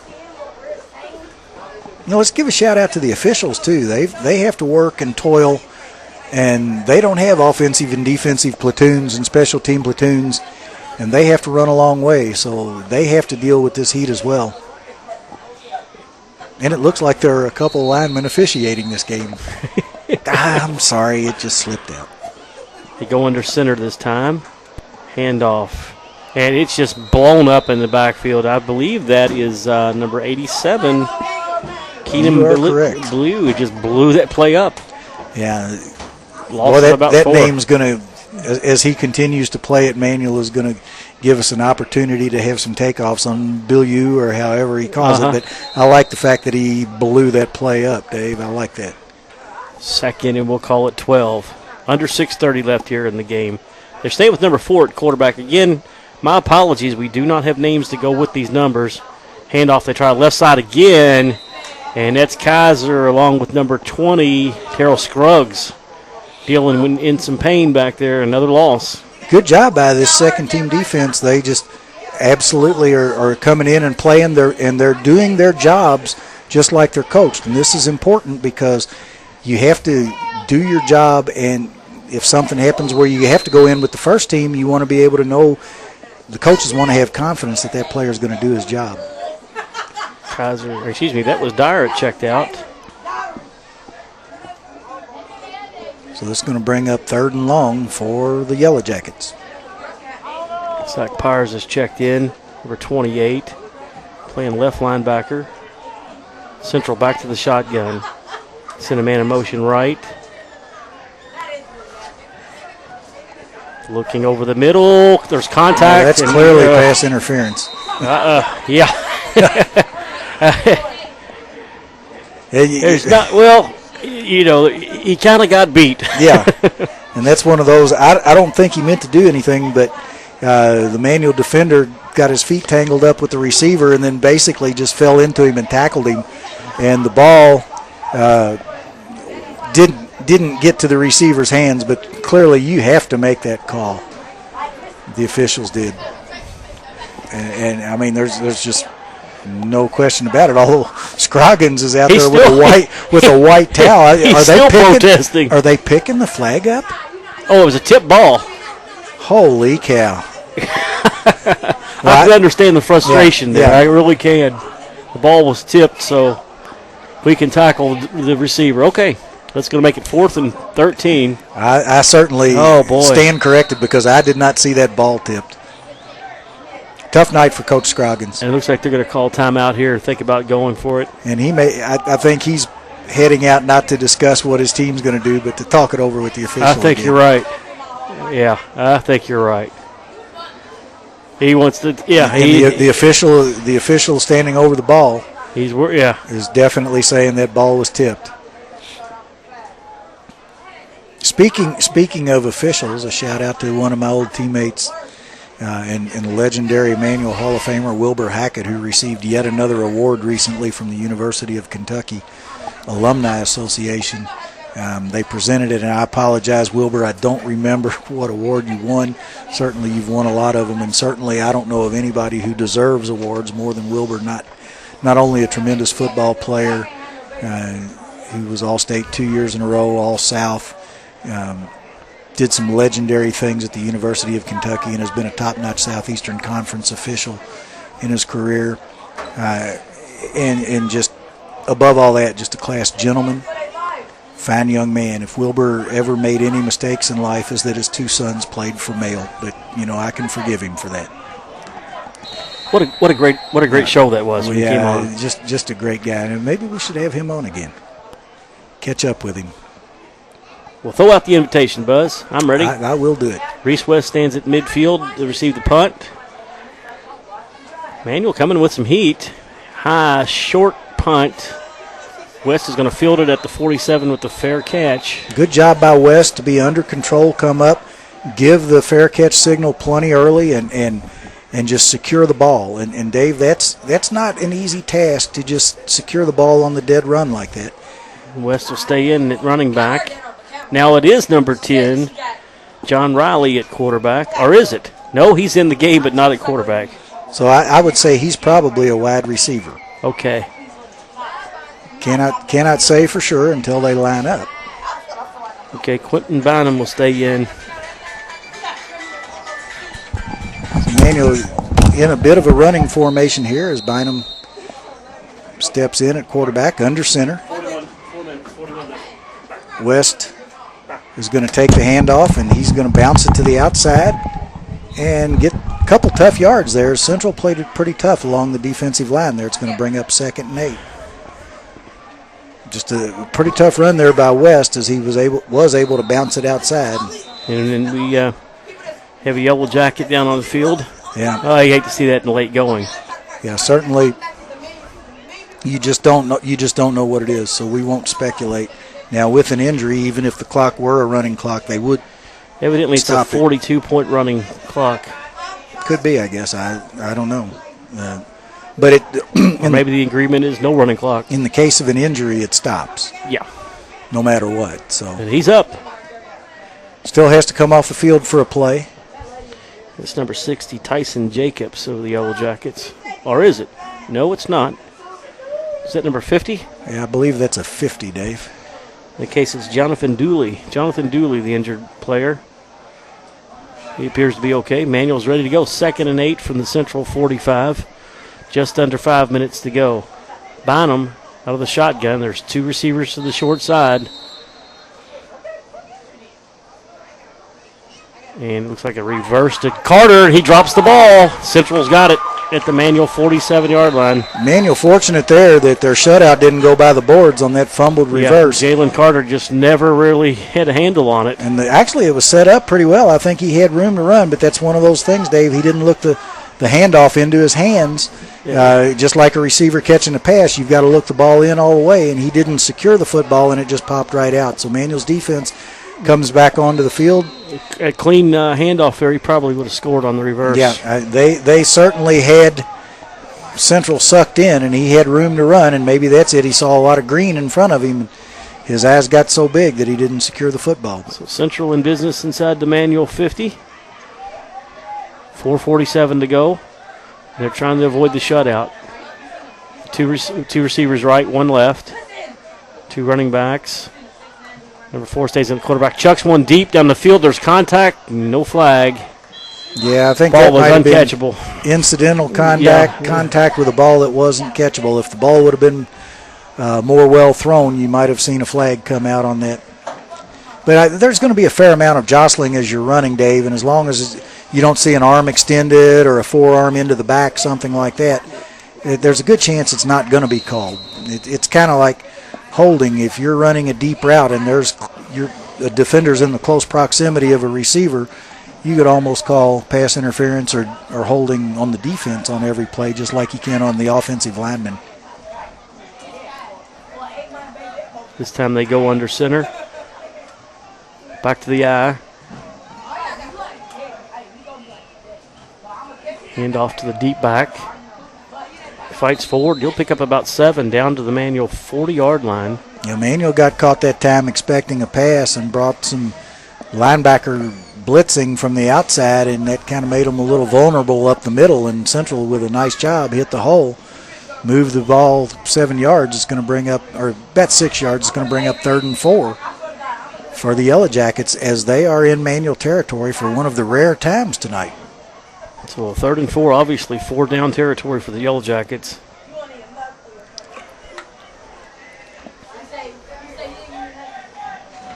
In the offset eye this time. Bad exchange. Actually, he's just going to pulls out, makes the pass across the 30 for a first down. Acrobatic catch. Flag comes in late. So Central's got a first down at the 30 and will more than likely have the ball at the 15 when this is all said and done. Yeah, just an acrobatic catch. Good job. Just what we were talking about, Dave, looking the ball in, got the hit, and secured the ball. And then how could that be a personal foul against Central after the play? I thought I saw a Manuel player diving in late, but the personal foul is against Manuel. Excuse me, against Central.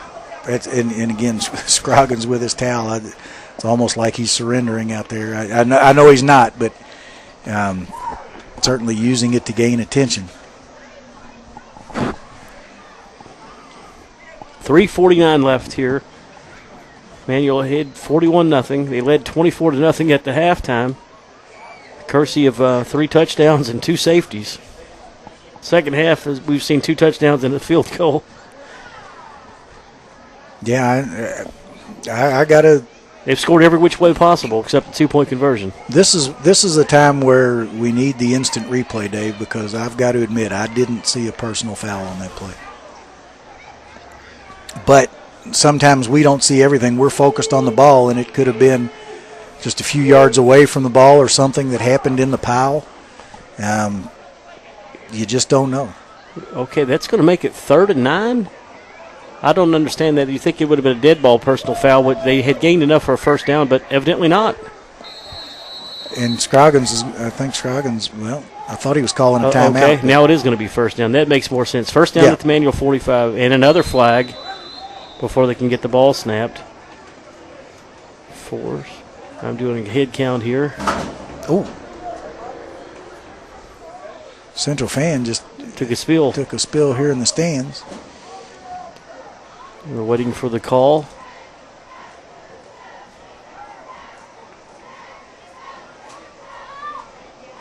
Some pleasantries exchanged along the line between a Manual defensive lineman and a Central offensive lineman. Those pleasantries are nice, and they'll last just about as long as until the ball is snapped on the next play. Okay, now we've got dead ball personal fouls against both teams. Now, before the ball was snapped, that's telling me two things. They're talking to each other. Yeah, yeah. That's what it is, offsetting penalties, but they are jabber-jawing back and forth the field. Well, that's enough of that nonsense as the clock starts to roll. 1st and 10, Central at the Manual 45. Man in motion left.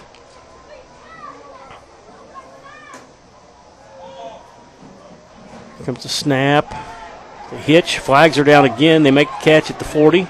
It's across the 35. First down Central, but we'll see what the flag is. Back at the line of scrimmage. Yeah, and it came out fairly early too, Dave. I don't know if it would be like a hold or I didn't see any movement along the line. He was thrown right in the middle of the line of scrimmage. But certainly the location would tend to make you believe it was going to go against the Yellow Jackets. Personal foul. A head slap against Manual. So okay. Deacon Jones, the ghost of Deacon Jones, is in the stadium. That's the one thing that I wouldn't have thought about would have been a head slap at that point because it was like 3 yards into the backfield. It came early, so it must have been legit. Well, I'm sure he would have come right out of his stance probably and smacked him. Now he may have been trying to do that, that where you wrangle him around the shoulder pads and get around him and just slipped and missed. Deepest threat of the night at the Manual 15-yard line. 1st and 10, 3:09 left in the contest.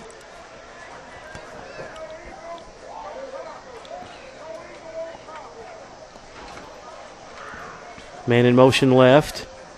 Here comes the snap. Looking right the whole way into man coverage. Flags are down again.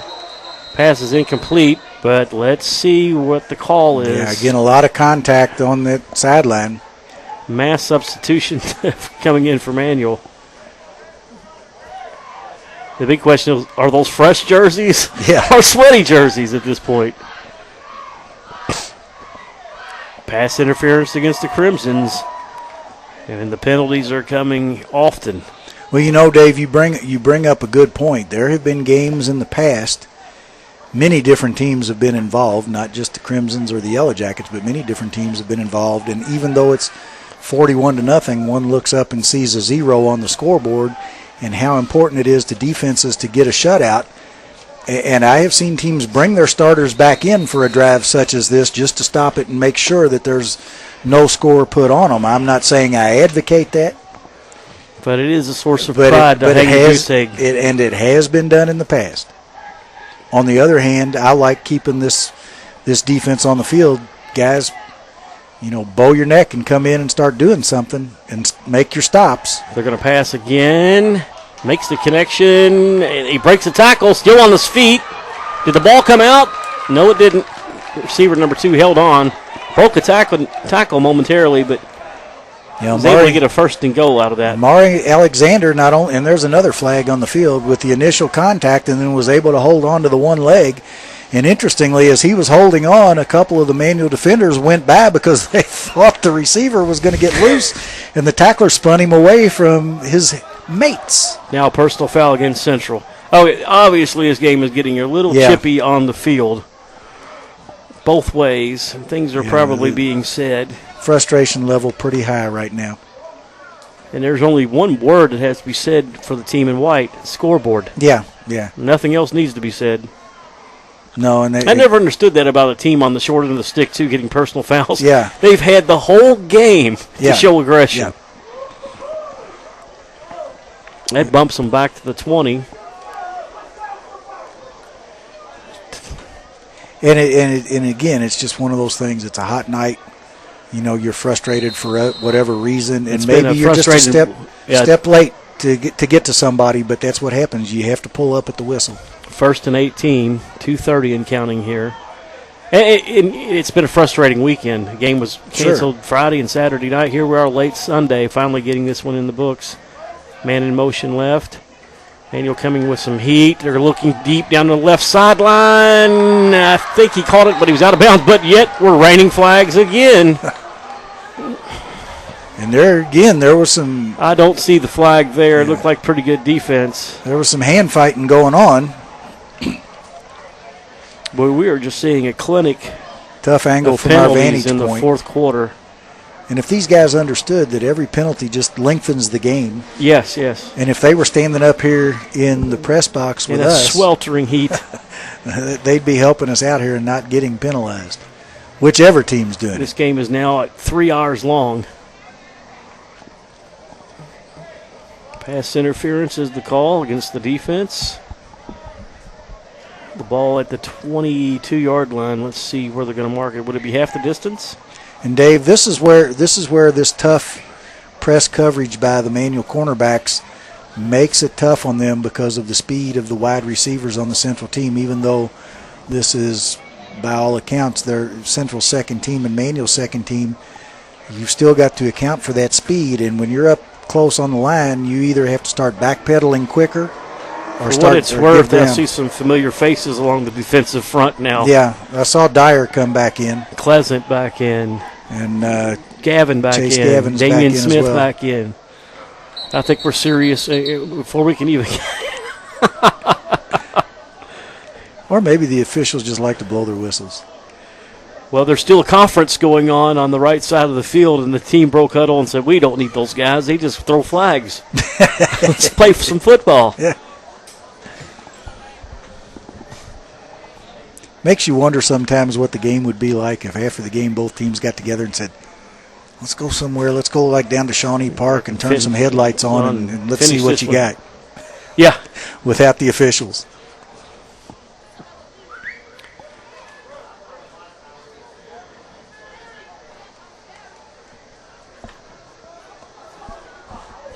.2:13 left in the ball game. And it's the ball resting at the Manual 8. So it's first and goal yet again after the pass interference call. Well, the beauty of this is Central can only run at most 4 offensive plays. Manual, no doubt, take a knee when they gain possession of the ball and end the game rather quickly. Or will they? One man split wide right. Central stays in the gun. We've been with this coaching staff for 5 years. And then they send another man in motion left after number 2 is set.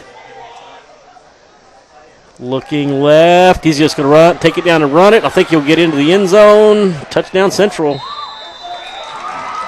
2:05 left in the game. Central is gutting off the schneid. Quarterback draw for 8 yards. Almost run down by Anthony Kaiser, number 42, but he couldn't. He hit him, made his initial contact before the end zone, but because he was behind him, he couldn't stop him from getting into the end zone. Central put 6 on the board. Buzz, here's the man. You just love his name. Go ahead and call it. Coming on for the PAT. This must be Garcia.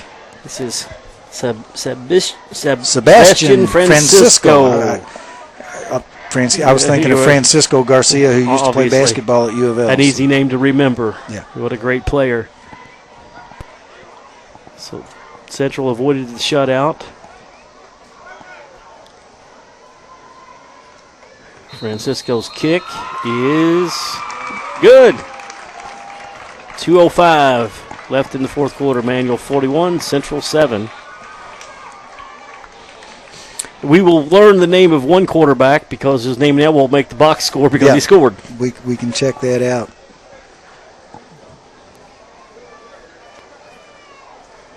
Well, I just have to ask you, will they onside kick this? Sure. At this point now, what happens is this game has pretty much become just a scrimmage game after the third quarter. Yeah, but what you do now is you go ahead and onside kick and you try to get your offense the ball again. Yeah, you know you're not going to win the game, but it's a pride factor, and it's also one of those things where you teach your kids on both sides of the ball that you never quit, you never give up. No matter what the score is on the scoreboard, you go hard until the final whistle blows. We know that another old football saying has been around for a long time, longer than I've been around, I'm sure, is that you're more likely to be hurt when you're not going full speed. So you don't want your players to give up or be lackadaisical at any point in time. Manuel certainly is looking for the onside kick. He's in one man deep, and he's standing at his 15. That would be Gonzalez. So Sebastian Francisco has it teed up. And we'll see. He's taking a regular position. We'll see if he onside kicks it or and just going to kick it. It was a squib kick. Gonzalez across the 30, 40, midfield, 45, 30, wrestled down, and the ball's out at the Central 30. I think Central has recovered after a great kickoff return. The ball did come out late. Yeah, Jordan Gonzalez was trying to run through a tackle, and he clasps his head, his hands to his helmet. Too many H's in there. And what happened was he was trying to run through that last tackle. The Yellow Jacket player was pounding down on the football and finally knocked it loose. A nice job by the defender. Well, Manuel must have retained possession. The offense is on the field, and they have a first down at the Central 30. Well, I'm sure Gonzalez, even though Manuel retained possession, certainly didn't want to cough that ball up. So it's going to be 1st and 10 for Manuel, the ball at the 30-yard line. Yeah, still playing. I'll call you back. And the handoff, that's yet another running back. Deep into the roster. Yeah, I didn't get his number. Let's see if we can get it when he gets up. But number 60 hurrying off the field. Looks like he might have been shaken up a little bit. That's Mark Allen, a junior offensive lineman. Emmanuel's going to an official's timeout. Yeah. Mark Allen, a junior, shaken up on the play. So I think Quentin Bynum was still in at quarterback, but let's see if we can get the number of the running back.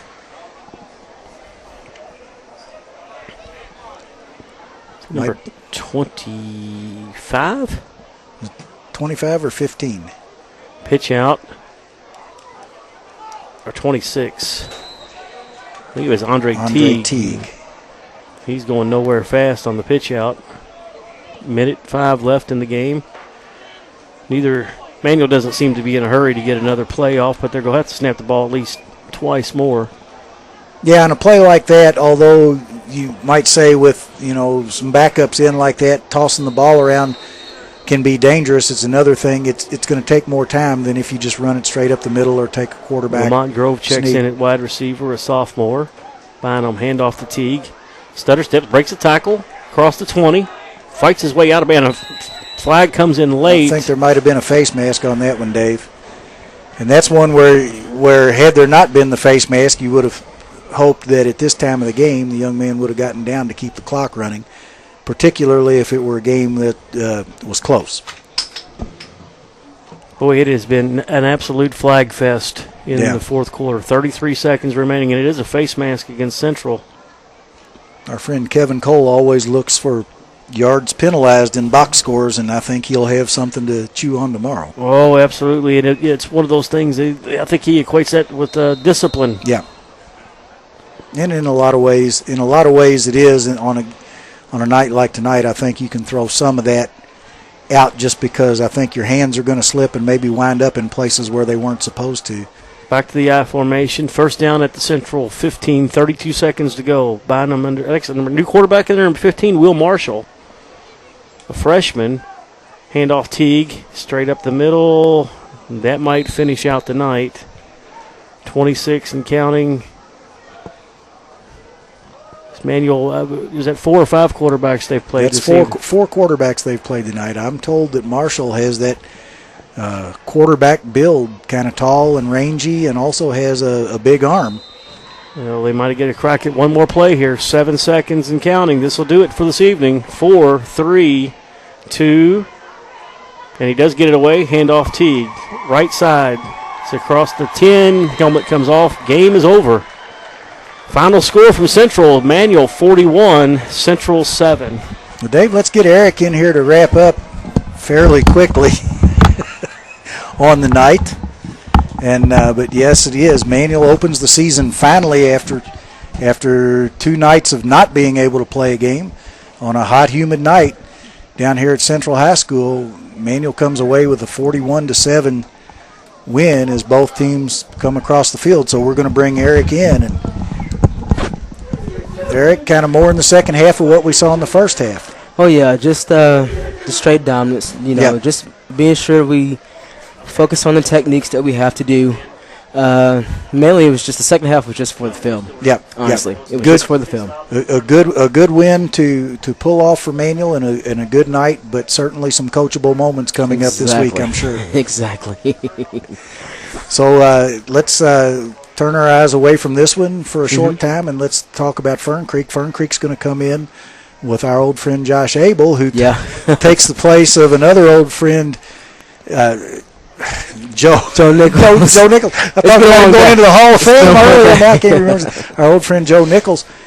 Do you expect much of a change out of Fern Creek, or should we still look for the I think tea? I think it's going to be a mixed bag of things. Yeah.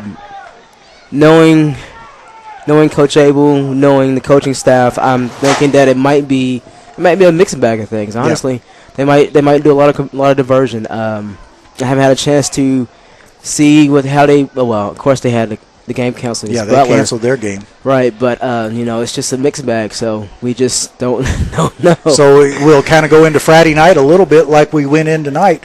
We knew kind of what to expect out of Central, but we didn't know what to expect from their players because so many of them were new. Exactly. I think we've got a good read. Both coaching staffs can read on it. Kind of going to be the same way with a new coaching staff at Fern Creek, yet some continuity there because of the staff being a lot the same. Right. But there's always going to be changes. You as a coach and as a person, you're going to insert your own personality into it. Yeah, and I think, too, that Abel's younger, and he's going to try to he's going to bring a different attitude to it, similar to the attitude that Nichols brought with Manual. Yes. And changing the thing around. Yep. So, it's going to be a pretty competitive game, but again, this time it's experience, and that's what's going to be the difference maker between us and Fern Creek next week. Should be. So it should be a good night. So fans, we're going to be on live Friday night from Manual Stadium. We'll start around 7:15, and the game will kick off at 7:30. Hopefully there's no heat index delay or lightning delay or anything else. Can you imagine being in the press box during a lightning storm at Manual Stadium? I don't even want to think about it. But Manual opens the season with a 41-7 win over the Central Yellow Jackets. So for Eric Baxter, for David Wright, and for all of the old goats who are either here or somewhere else, again, thanks for watching.